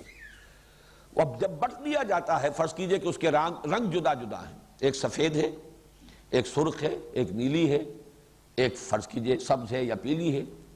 جب ان کو بٹ دیا جائے گا تو کوئی رنگ بھی مسلسل نظر نہیں آئے گا، کٹے پھٹے نظر آئیں گے۔ اگر آپ ایک طرف سے دیکھیں گے تو سفید ہے، سرخ ہے، نیلا یا پیلا ہے، اور یا سبز ہے، پھر سفید ہے، سرخ ہے، پھر نیلا یا پیلا ہے، پھر سبز ہے۔ اس طریقے سے رنگ جو ہے کٹے پھٹے نظر آئیں گے۔ اگرچہ آپ اگر اس کو کھول دیں تو معلوم ہوگا کہ سبز لڑی بھی سیدھی ہے، مسلسل ہے، سفید ڈوری بھی مسلسل ہے، سیدھی ہے، نیلی بھی سیدھی ہے، سرخ بھی سیدھی ہے۔ اس اعتبار سے 4 لڑیاں ہیں جو باہم آپس میں بٹی ہوئی ہیں، ایک رسی کی شکل میں۔ ان کو بھی 2 کے 2 جوڑوں میں سمجھیے۔ ایک ہے احکام شریعت، یہ کرو یہ نہ کرو، اور ایک ہے جہاد فی سبیل اللہ۔ پھر پہلے کے بھی 2 حصے ہیں، احکام شریعت میں عبادات ہیں اور معاملات ہیں، اور دوسری طرف جہاد میں انفاق یا جہاد بالمال بھی ہے اور قتال جہاد بالنفس بھی ہے۔ تو 4 یہ جو ڈوریاں ہیں یا 4 لڑیاں ہیں، ایک میں عبادات سے متعلق احکام، دوسرے معاملات انسانی سے متعلق احکام، تیسرے انفاق فی سبیل اللہ، جہاد بالمال، چوتھے قتال فی سبیل اللہ یا جہاد بالنفس۔ ان 4 لڑیوں کو اس طریقے سے بٹ دیا گیا ہے ایک رسی کی شکل میں کہ یہ 4 مضامین ایک دوسرے کے بعد مختلف وقفوں سے آ رہے ہیں۔ بہرحال ان سب میں خطاب جو ہے وہ امت مسلمہ سے۔ اس اعتبار سے اب ان میں جو پولرائزیشن ہے یا ان میں جو تقسیم ہے 4 مضامین کی، وہ ورٹیکل نہیں ہے، ہاریزونٹل ہے۔ وہ 4 لڑیاں ہیں جو چل رہی ہیں مسلسل، اور وہ 4 لڑیاں جو ہیں آپس میں بٹے ہونے کی وجہ سے بظاہر کٹی پھٹی نظر آتی ہیں۔ یہ ترتیب ہے سورہ بقرہ کے مضامین کا تجزیہ۔ 40 رکوع، 18 ادھر 22 ادھر۔ 18 میں خطاب امت مسلمہ سابقہ یہود سے، 22 میں خطاب امت مسلمہ موجودہ یعنی ہم مسلمانوں سے۔ پہلے 18 میں 10 درمیانی میں براہ راست خطاب یہود سے، 4 تمہیدی شروع میں، 4 تحویلی، امت سابقہ معزول، اور یہ امت نئی جو محمد الرسول اللہ پر ایمان کی بنیاد پر وجود میں آئی، جس کا مرکز ہے، جس کا قبلہ ہے خانہ کعبہ، اب یہ اس مقام پر فائز کر دی گئی۔ بقیہ میں 22 رکوعوں میں 4 مضامین کی لڑیاں ہیں جو بٹی ہوئی ہیں، احکام عبادات سے متعلق، معاملات سے متعلق، اور جہاد بالمال اور جہاد بالنفس یا قتال فی سبیل اللہ۔ اب اس کے بعد آئیے ہم سورہ بقرہ کا آغاز کرتے ہیں، اور اس میں سب سے پہلے آ رہے ہیں حروف مقطعات الف لام میم۔ آج اگر اسی کے بارے میں ہم چند باتیں نوٹ کر لیں تو میں سمجھتا ہوں کہ آج کا قضا ہو جائے گا، اس سے آگے پھر انشاءاللہ کل چلیں گے۔ حروف مقطعات کے بارے میں چند باتیں تو وہ ہیں کہ جو بالکل قطعی ہیں، متفق علیہ، وہ پہلے نوٹ کر لیجئے۔ مقطعات انہیں کیوں کہا جاتا ہے؟ قطع کاٹا، قطع ٹکڑے ٹکڑے کر دیا۔ یہ قطع سے باب تفعیل ہے، تقطیع، قطع یقطع تقطیع، ٹکڑے ٹکڑے کر دینا۔ اس لیے کہا جاتا ہے کہ انہیں علیحدہ علیحدہ پڑھا جاتا ہے۔ لکھے ہوئے ہیں الف لام میم جڑے ہوئے، لیکن علم نہیں پڑھ سکتے اس کو۔ الف لام میم، ہے اور میم جڑے ہوئے لکھے ہوئے ملیں گے آپ کو قرآن میں، لیکن ہا میم علیحدہ علیحدہ پڑھے جائیں گے۔ یاسین، یاسین، طٰہٰ، الف لام را، کاف ہا یا عین صاد، علیحدہ علیحدہ۔ تو چونکہ انہیں علیحدہ علیحدہ پروناؤنس کیا جاتا ہے اس لیے ان کو حروف مقطعات کہا جاتا ہے۔ ان کے بارے میں جو متفق علیہ باتیں ہیں ان کا حتمی یقینی مفہوم و معنی کسی کو معلوم نہیں سوائے اللہ اور اس کے رسول صلی اللہ علیہ وسلم۔ قال و اقول بہت ہے، لوگوں نے رائے دی ہیں، اپنا اپنا ذوق ہے، اپنے مزاج کی مناسبت سے باتیں کہی ہیں، لیکن اس پر تقریباً اتفاق ہے کہ ان کا یقینی حتمی مفہوم کسی کو معلوم نہیں، یہ ایک راز ہے اللہ اور اس کے رسول کے مابین۔ اسی اعتبار سے بعض حضرات نے کہا کہ یہ ایک طرح سے کوڈ ورڈز ہیں، جیسے کہ کسی میسج کو کمیونیکیٹ کرنے سے پہلے کوئی کوڈ ورڈز دیے جائیں تو شاید حضور صلی اللہ علیہ وسلم کو پہلے یہ الفاظ پہلے جو ہے کمیونیکیٹ کیے گئے ہوں اور اس کے حوالے سے صورت نازل ہوئی ہے تو یہ گویا کہ ایک سند کے درجے میں وہ الفاظ وہ حروف جو ہیں اس کے ساتھ آئے ہیں۔ واللہ عالم یہ بھی صرف ایک قیاس ہے، کنجیکچر ہے، اس کے سوا کچھ نہیں۔ البتہ دوسری یقینی بات یہ ہے کہ حضور صلی اللہ علیہ وسلم سے ان کے معنی اور مفہوم کے ضمن میں مرفوعاً کوئی قول منقول نہیں۔ حضور نے نہیں بتایا کہ اس کے یہ معنی، اگر ہوتے تو یقیناً اس کے بعد ہمارے سر تسلیم خم ہوتا، ہم اس کو تسلیم کرتے، لیکن حضور نے ان کے معنی نہیں بتائے۔ اسی سے ضمنی طور پر ایک بات اور جو ذہن نشین کر لیجئے کہ عربوں کا ایک خاص مزاج تھا، وہ ہم یہاں سے انفر کر سکتے ہیں۔ وہ عمل کی طرف ان کا دھیان زیادہ تھا، توجہ زیادہ تھی، جن چیزوں کا کسی عمل سے تعلق نہ ہو اس کے بارے میں انہوں نے حضور سے سوال بھی نہیں کیا۔ یہ تو ہمارا جو ایک انداز ہے خاص طور پر، اور یہ عجمی انداز، ایرانی ذہن بلکہ پورا آریائی ذہن، یہ کہا جاتا ہے کہ سیمیٹک جو سامی نسلیں ہیں ان کے اور آریائی نسلوں کے مابین یہ بڑا فرق و تفاوت ہے مزاج کا۔ آریائی قوم جو ہے، اقوام جو ہے اور آریائی نسلیں جو ہیں ایرینز، وہ بڑے منطقی لوگ، بال کی کھال نکالنے والے لوگ، وہ علمی کھود کریت کے اندر لگ جانے والے لوگ، اور سیمیٹکس جو ہیں ان میں ان چیزوں سے زیادہ مناسبت نہیں بلکہ عمل کی طرف ہے، وہ زیادہ ایکشن اورینٹڈ ان کا مزاج ہے۔ تو یہ چیز واقعتاً ثابت ہوتی ہے کہ صحابہ کرام نے بہت کم سوالات کیے ہیں حضور سے صلی اللہ علیہ وسلم ان چیزوں کے بارے میں جن کا تعلق انسان کے عمل سے نہیں ہے بلکہ وہ صرف کسی علمی نوعیت کی چیز ہو، جس کی ایک بڑی نمایاں مثال میں نے بارہا بیان کی ہے، اس حدیث میں سامنے آتی ہے جو حضرت علی سے مروی ہے، حضرت ترمذی کی روایت ہے، فرماتے ہیں کہ حضور نے ایک دفعہ ارشاد فرمایا انہا ستکون فتنۃ، ان قریب ایک بہت بڑا فتنہ رونما ہوگا۔ اب حضور نے تو یہ خبر دے دی۔ حضرت علی فرماتے ہیں کہ میں نے سوال کیا مل مخرج منہا یا رسول اللہ، اے اللہ کے رسول اس سے نکلنے کا راستہ کون سا ہوگا؟ اب یہی وہ فرق نمایاں ہو جاتا ہے۔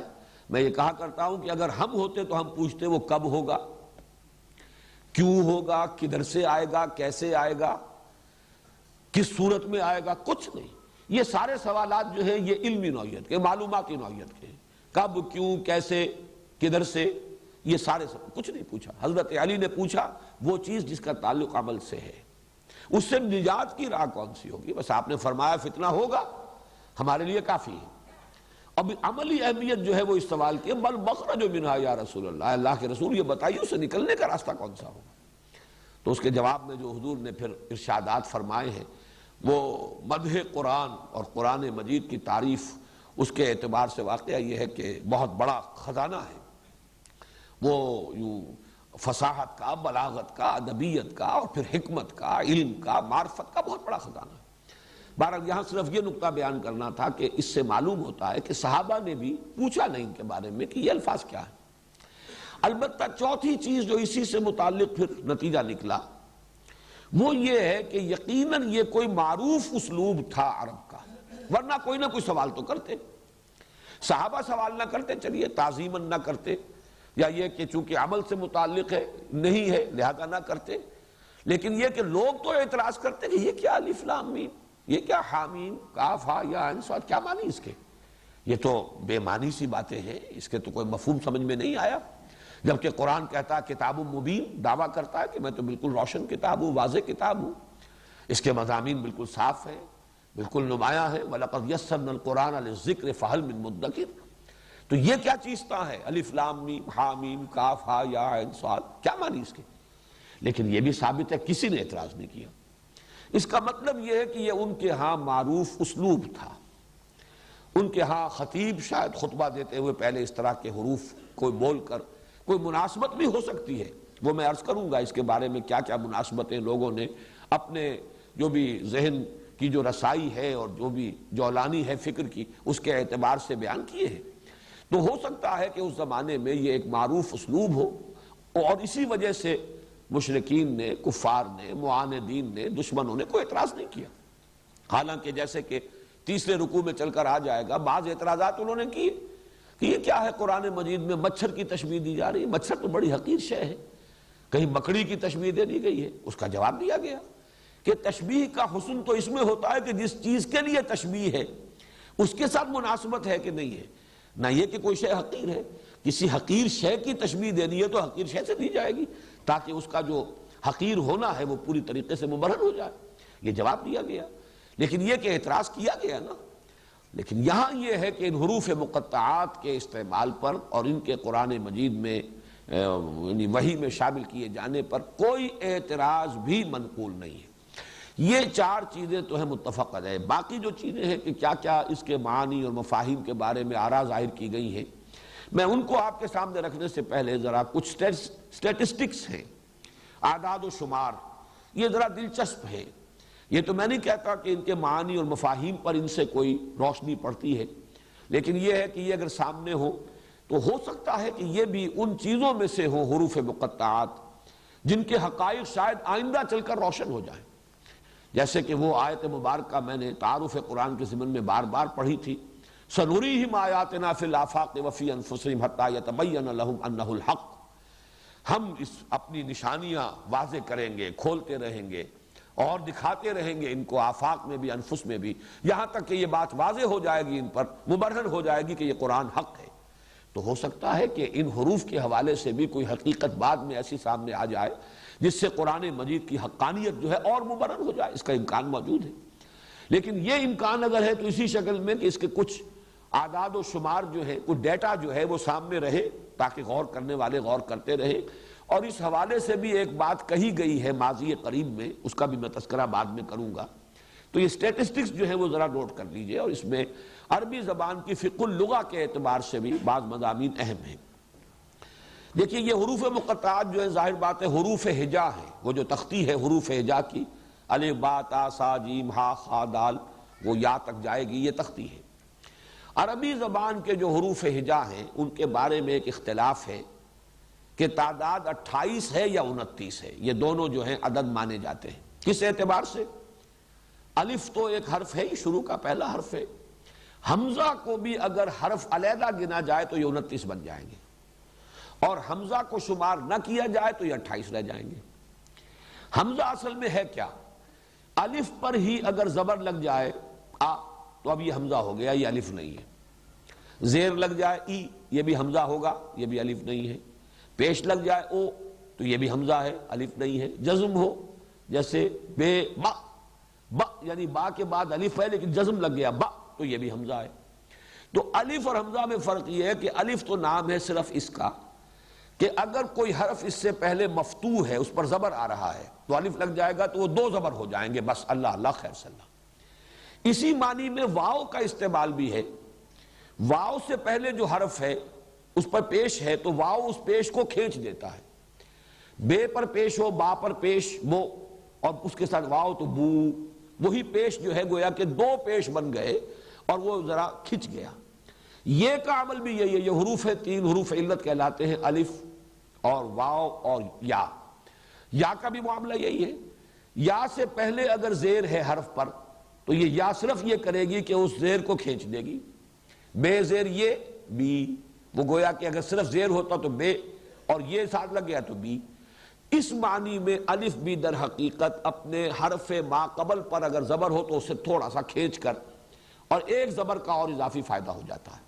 لیکن یا اور واو میں یہ ہے کہ اس پر جزم بھی آئے گا، اس پر زبر بھی آئے گا، زیر بھی آئے گا، پیش بھی آئے گا، پھر بھی اسے وا کہیں گے. الف پر جزم آ جائے، زبر آ جائے، زیر آ جائے، پیش آ جائے تو اس کو الف نہیں کہتے، ہم حمزہ کہتے ہیں.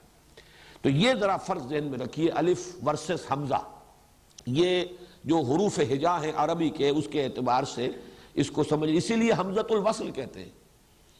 جہاں پر الف لگا ہوتا ہے، یا الف لام جو ہے، اب اس کا بھی ہم کہتے ہیں یہ لام تعریف، اور اس کے اندر وہ حمزہ جو ہے اس کو شمار ہی نہیں کرتے، الف کو شمار ہی نہیں کرتے، اس لیے کہ وہ حمزہ وصل ہے، لیکن اس کو حمزہ کہتے ہیں، الف نہیں کہتے۔ دوسری بات یہ نوٹ کیجئے کہ یہ جو 28 یا 29 حروف ہیں، بلکہ میں اب 28 کے اعتبار سے تقسیم کر رہا ہوں، ان کی پوری تختی کو 3 میں تقسیم کر لیں۔ درمیان میں 5 جوڑے ہیں تو 6، جن میں سے ہر جوڑے کے اندر ایک حرف ہے نقطے والا، ایک بغیر نقطے کے۔ دال زال، فرق کیا ہے؟ صرف نقطے کا۔ را زا، فرق کیا ہے؟ صرف نقطے کا۔ سین شین، یہاں پہ ایک کی بجائے 3 نقطے لگ گئے، لیکن فرق وہی ہے۔ صاد ضاد، وہی ایک نقطہ۔ طا ظا، ایک نقطے کا فرق۔ عین غین، ایک نقطے کا فرق۔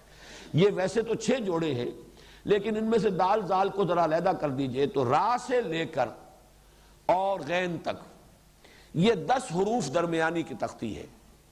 ان میں یہ نوٹ کر لیجئے کہ ان میں سے نقطے والا حرف نہیں لیا گیا حروف مقطعات میں، بغیر نقطے کا لیا گیا ہے۔ را ہے، زا نہیں ہے، سین ہے، شین نہیں ہے، صاد ہے، ضاد نہیں ہے، طا ہے، ظا نہیں ہے، عین ہے، غین نہیں ہے۔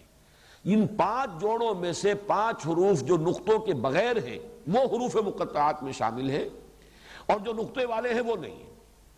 کیوں نہیں ہے مجھے نہیں معلوم، لیکن صرف ایک آبزرویشن ہے، مشاہدہ ہے، یہ اس کی ایک جس کو میں کہہ رہا ہوں کہ یہ اعداد و شمار ہے، سامنے رہے تو شاید اس کے حوالے سے اگر غور کیا جائے تو کوئی حقیقت بعد میں کھل جائے، واللہ عالم۔ اب ادھر 9 حروف رہ گئے، الف با تا سا جیم ہا خا دال زال۔ ان میں سے صرف 2 حروف ہیں، الف اور ہا۔ 7 حروف اس میں سے نہیں آئے، حروف مقطعات میں شامل نہیں۔ جو آخری ہے 9، فا قاف کاف لام میم نون وا ہا یا، یہ جو الفاظ ہیں، یہ جو حروف ہیں 9، ان میں سے 7 ہیں، 2 نہیں ہیں۔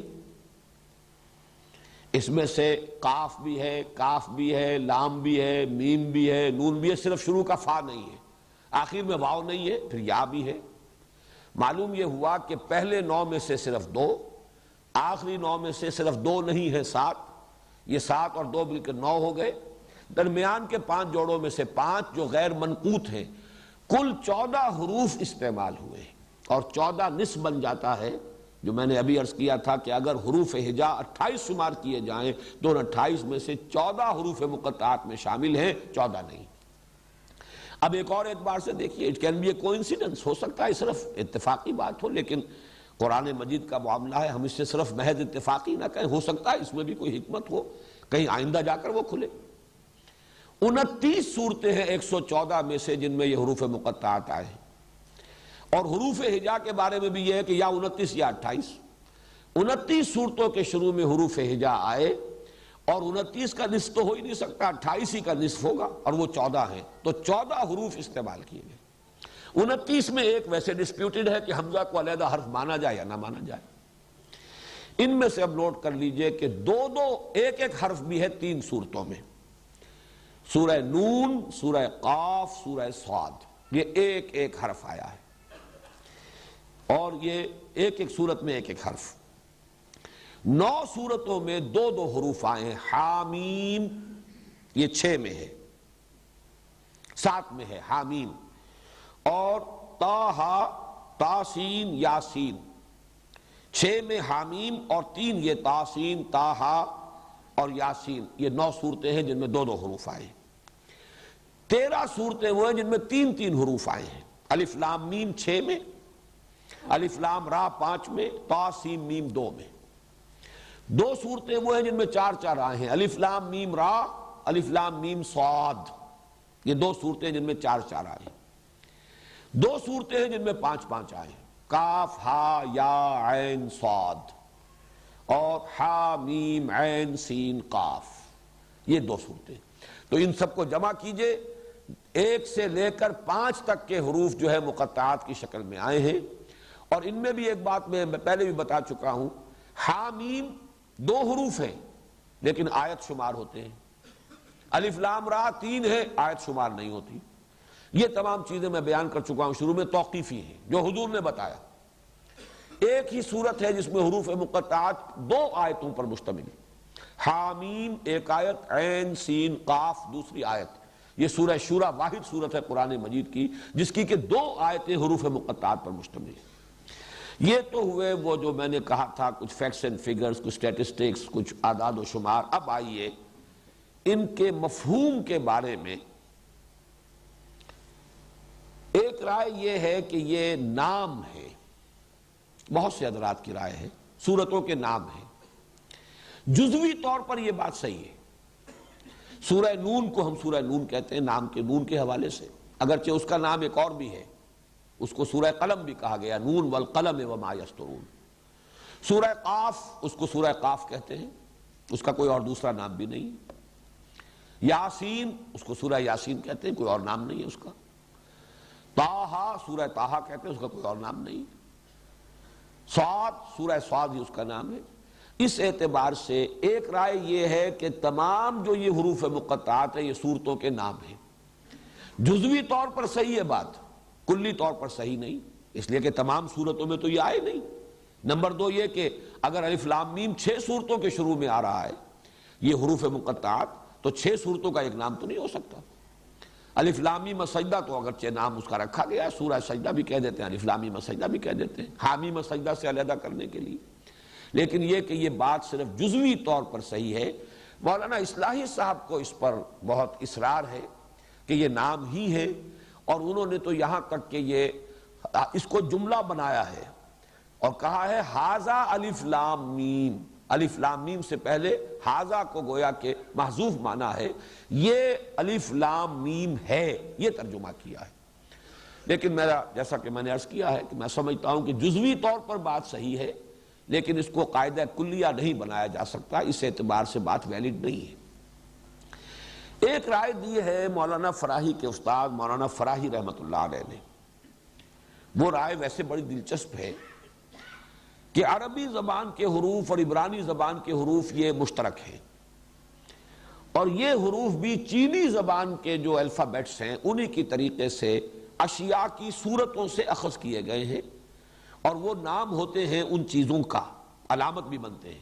بعض زبانیں جو ہیں، اکثر زبانیں تو وہ ہیں کہ جن کے الفابیٹس جو ہیں آواز کے حوالے سے ہیں، لیکن یہ کہ بعض زبانوں کے الفابیٹس شکلوں سے ہیں، وہ اشیاء کی صورتوں سے اخذ کیے گئے ہیں۔ مثلا چائنیز زبان جو ہے اس وقت دنیا کی بہرحال بڑی زبانوں میں سے ہے، اس لیے کہ 1/5 جو ہے پاپولیشن دنیا میں ان چینیوں کی ہے، وہ بھی اسی طریقے سے صورتوں کی، جو چیزوں کی اشیاء ان کی صورتیں جو ہیں ان سے وہ جو حروف جو ہے وہ ماخوذ ہیں۔ تو مولانا فراہی کی تحقیق یہ ہے کہ عربی اور عبرانی کے حروف الفابیٹس جو ہیں یہ بھی اشیاء کی صورتوں سے۔ الف کچھ گائے کے سر کے مانند لکھا جاتا تھا، اور اس سے مراد بھی گائے ہے۔ بے کو بیت، بیت الفابیٹ جو آپ کہتے ہیں، الفابیٹ الف بیت، یہ بیت کیا ہے؟ یہ عبرانی کا بیت ہے، اور یہ بیت کیا ہے؟ گھر، بیت۔ آپ تصور کیجئے کسی زمانے گھر کا کیا نقشہ ہوتا تھا۔ چھت ڈالنی جب تک انسان کو نہیں آئی تھی تو گھر ہوتی تھی صرف 4 دیواری، اور یہ بے جس طرح لکھا جاتا ہے یوں بنا کر، یہ 2 دیواریں کھڑی ہوئی ہے، نیچے زمین ہے، یہ بیت ہے، یہ گھر ہے۔ با در حقیقت ریپریزنٹ کرتا ہے بیت کو، یعنی گھر کو۔ اسی طرح جیم جو ہے اس طریقے سے لکھتے تھے جیسے اونٹ کا سر ہوتا ہے، اسی طرح کا خم جو ہے اس کی گردن کے ساتھ آ کر، اور اس کو جیمل، جیمل جو ہے عبرانی میں جیم کو جیمل کہا جاتا ہے، اور آپ کو معلوم ہے کہ جمل عربی زبان میں اونٹ کو کہتے ہیں۔ اسی طریقے سے نون، نون یہ مچھلی کے مانند لکھا جاتا تھا، جیسے مچھلی کا آپ نے کبھی کسی مصور کے ہاں دیکھا ہو تصویر میں، تو بس ایک کرڈ لائن، کرڈ لائن کے ساتھ ایک نقطہ اگر تو ذرا آپ نے اوپر کر کے درمیان میں ڈال دیا تو یہ چاند تارے کو ریپرزنٹ کرے گا، اور اگر ایک طرف نقطہ ڈالا ہے تو یہ مچھلی کی شکل بن جائے گی، وہ نقطہ آنکھ کو ریپرزنٹ کرے گا اور یہ مچھلی کی صورت بن جائے گا۔ اور یہ قرآن سے ثابت ہے، نون کا لفظ جو ہے مچھلی کے معنی میں قرآن میں آیا ہے۔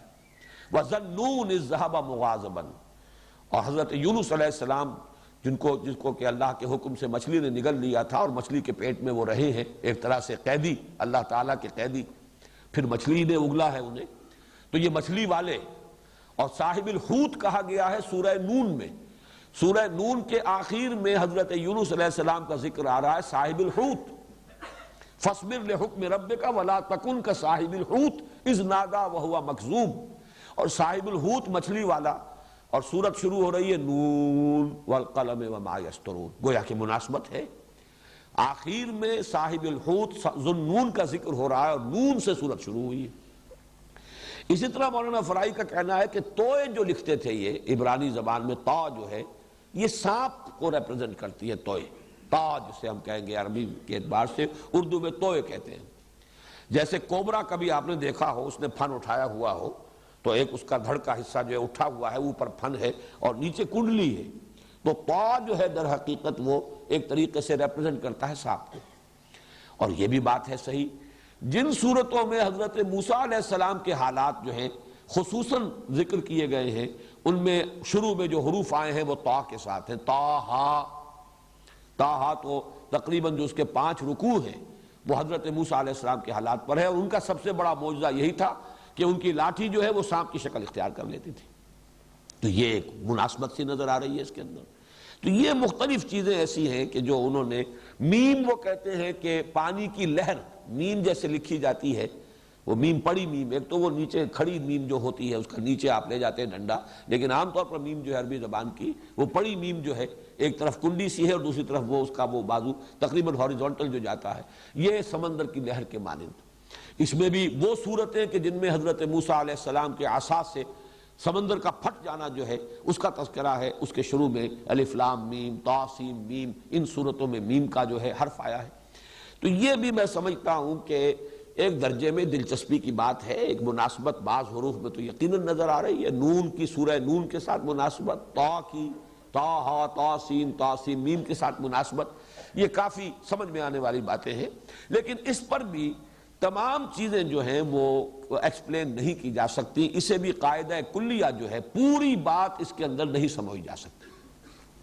تیسری بات جس کا میں اشارہ کرنا چاہتا ہوں، میں نے عرض بھی کیا تھا، یہ موسٹ ریسنٹ واقعہ ہوا کہ 19 کے عدد کے حوالے سے ایک شخص نے، ڈاکٹر رشاد خلیفہ امریکہ میں ہوتے تھے، یہ اب فوت ہو چکا ہے اور مرتد ہو کر فوت ہوا ہے، ویسے بھی پہلے بھی لوگوں کو دھوکہ ہوا، ورنہ وہ شخص مسلمان نہیں تھا، بہائی تھا، اور اس نے 19 کی ہندسے سے قرآن کے ایک سائنٹیفک ثبوت کے طور پر اس کو پیش کیا کہ اس کا ایک میتھمیٹیکل نظام ہے، اور کمپیوٹر نے ثابت کر دیا ہے قرآن کا کلام اللہ ہونا، اور یہ چیزیں ایسی ہیں کہ جو عام مسلمانوں کی دلچسپی کی ہوتی ہیں، تو بڑی جنگل کی آگ کی طرح وہ بات پھیلی تھی، نیک دل لوگوں نے اس کے اپنے طور پر چھپوا کر وہ تقسیم کیے، حالانکہ قرآن مجید کے لیے اس قسم کے ثبوت جو ہے وہ اہمیت کے حامل نہیں ہے۔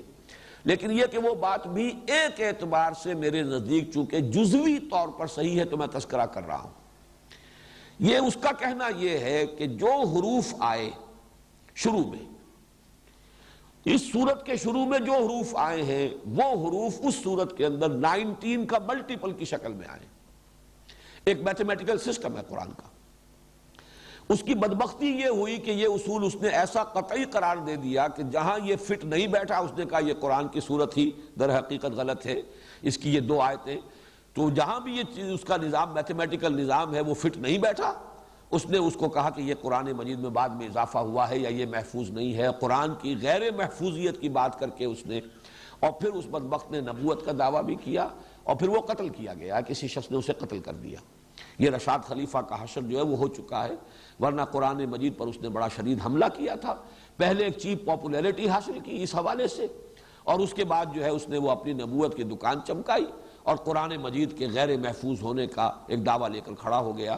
بہرحال وہ تو اس دنیا کے اعتبار سے تو کیفر کردار کو پہنچ چکا ہے، آخرت میں اللہ تعالیٰ جو بھی اس کے ساتھ معاملہ کرے۔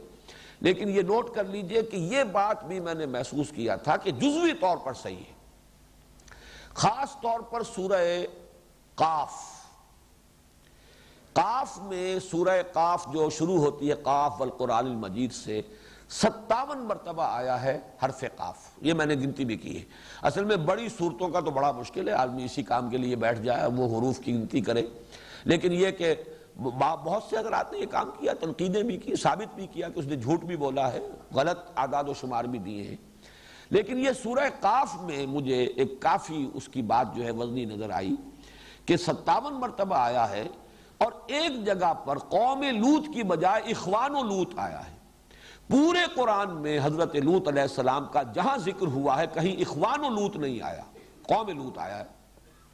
سورہ قاف میں قوم اگر آ جاتا لوط کے ساتھ بھی تو یہ حرف جو ہے قاف سورہ قاف کے اندر 58 مرتبہ ہو جاتا اور وہ ملٹیپل نہ رہتا 19 کا۔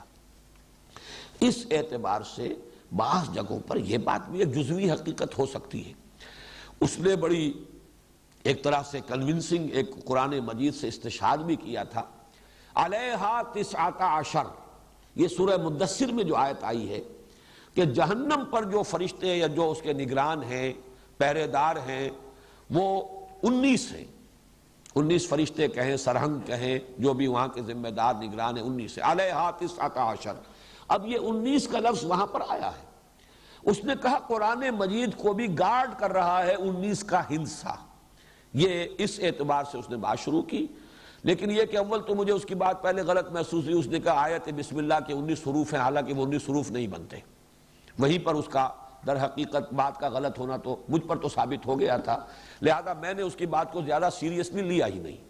البتہ آج کی دنیا میں چونکہ ایک بہت بڑی معروف شخصیت ہے شیخ احمد دیدات، اور وہ عیسائیت کی تردید میں اور مناظرے جو انہوں نے کامیاب کیے ہیں عیسائی علماء سے اور پادریوں سے، اس میں جو انہیں اللہ نے کامیابیاں دی ہیں، اس کی وجہ سے وہ بہت پاپولر ہیں، بہت یعنی دنیا کے اندر عالم اسلام میں وہ بہت زیادہ متاثر ہو گئے تھے اس سے رشاد سے، اور انہوں نے اس خیال کو بہت پھیلایا ہے۔ الحمدللہ کہ اس درجے میں کبھی بھی میں قائل نہیں ہوا اور نہ میں نے اس کو اس انداز سے پھیلایا۔ بعد میں بہرحال انہوں نے بھی پھر اپنا وہ جو رجوع کرنا اور توبہ، انہوں نے خط لکھا کہ میں مغالطے میں تھا اس شخص کے بارے میں، اور اس سے انہوں نے اعلان برات کیا ہے۔ لیکن الحمدللہ کہ میں نے یہ تو سمجھا کہ کوئی جزوی حقیقت یہ بھی ہے جس کے کہیں ڈانڈے مل جائیں گے کہیں چل کر، باقی اس سے زیادہ اس کی اہمیت میں نے کبھی نہیں دی تھی۔ اس وقت بھی میں صرف اس کا تذکرہ اس اعتبار سے کر رہا ہوں کہ کم سے کم سورہ قاف میں جزوی طور پر جہاں نام ہونا بھی جزوی طور پر صحیح ہے، جہاں مولانا فراہی کا نظریہ بھی جزوی طور پر اپلیکیبل ہے، وہاں یہ بھی ایک پہلو ہے 19 کا ہندسہ، اور سورہ قاف کی مثال میرے نزدیک جو ہے وہ بڑی اہم ہے۔ اس میں اب آخری بات جو میں کہنا چاہ رہا ہوں وہ یہ ہے، اور یہ بڑی مثال ہے اس کی، کہ چاہے حبر الامہ کا قول ہے لیکن اسے بھی امت میں قبول حاصل نہیں ہوا۔ حبر الامہ حضرت عبداللہ ابن عباس رضی اللہ تعالی عنہما، آپ کو معلوم ہے کہ علم تفسیر کے اندر ان کا بڑا اونچا مقام ہے صحابہ میں۔ حضور نے اس کے لیے خاص دعا کی تھی حضرت ابن عباس کے لیے رضی اللہ تعالی عنہما، اللہم فقہہ فی الدین وعلمہ التاویل، اے اللہ اپنے اس نوجوان اپنے اس بندے کو دین کا فہم عطا فرما اور قرآن کی تاویل کا علم عطا فرما۔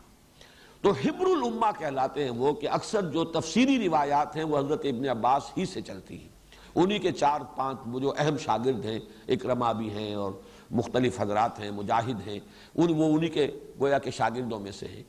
انہوں نے ایک رائے ظاہر کی کہ یہ جو حروف مقطعات ہیں یہ جملوں کا مخفف ہے، جملوں کی مخفف صورت ہے۔ الف لام میم سے مراد ہے انا اللہ ارا، الف لام میم، انا کا الف، حالانکہ وہاں حمزہ ہے الف نہیں ہے، انا کا پہلا حرف، اللہ کا درمیانی حرف لام، اور ارا الف لام میم، انا اللہ اعلم، اعلموں کا آخری حرف میم، تو انا اللہ اعلم، میں اللہ ہی سب سے بڑھ کر جاننے والا ہوں، یہ جملہ ہوا۔ اس کا پہلے لفظ کا پہلا حرف، درمیانی لفظ کا درمیانی حرف، آخری لفظ کا آخری حرف، الف لام میم بن گیا۔ الف لام را سے مراد ہے اللہ ارا۔ اب یہ بھی ان کا اپنا ایک خیال ہے، تو میں اس کو اس لیے دلیل کے طور پر لا رہا ہوں کہ ہمارے مفسرین نے اسے قبول نہیں کیا۔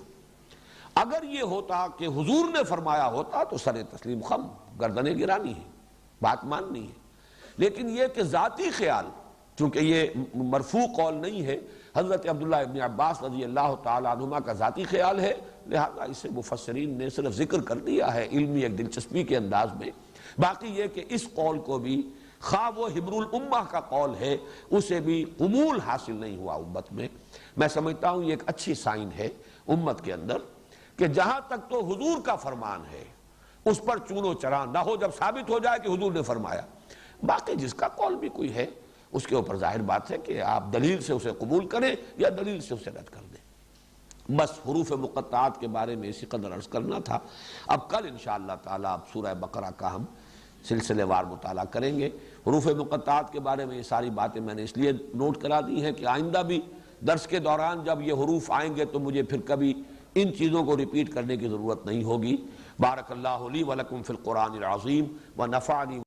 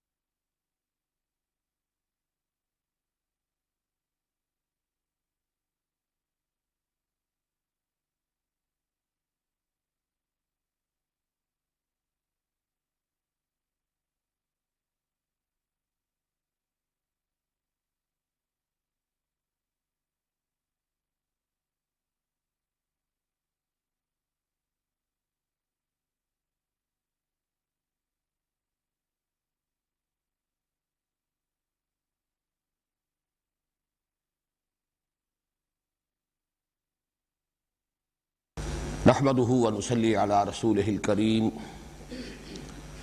اما بعد فاعوذ بالله من الشيطان الرجيم بسم الله الرحمن الرحيم الف لام میم ذلك الكتاب لا ريب فيه هدى للمتقين الف لام میم ذلك الكتاب لا ريب فيه هدى للمتقين الذين يؤمنون بالغيب ويقيمون الصلاة ومما رزقناهم ينفقون والذين يؤمنون بما أنزل إليك وما أنزل من قبلك وبالآخرة هم يوقنون أولئك على هدى من ربهم وأولئك هم المفلحون إن الذين كفروا سواء عليهم أأنذرتهم أم لم تنذرهم لا يؤمنون ختم الله على قلوبهم وعلى سمعهم وعلى أبصارهم غشاوة وَلَهُمْ عَذَابٌ عَظِيمٌ صدق اللہ العظیم۔ رب اشرح لی صدری ویسر لی امری واحلل عقدۃ من لسانی یفقہوا قولی۔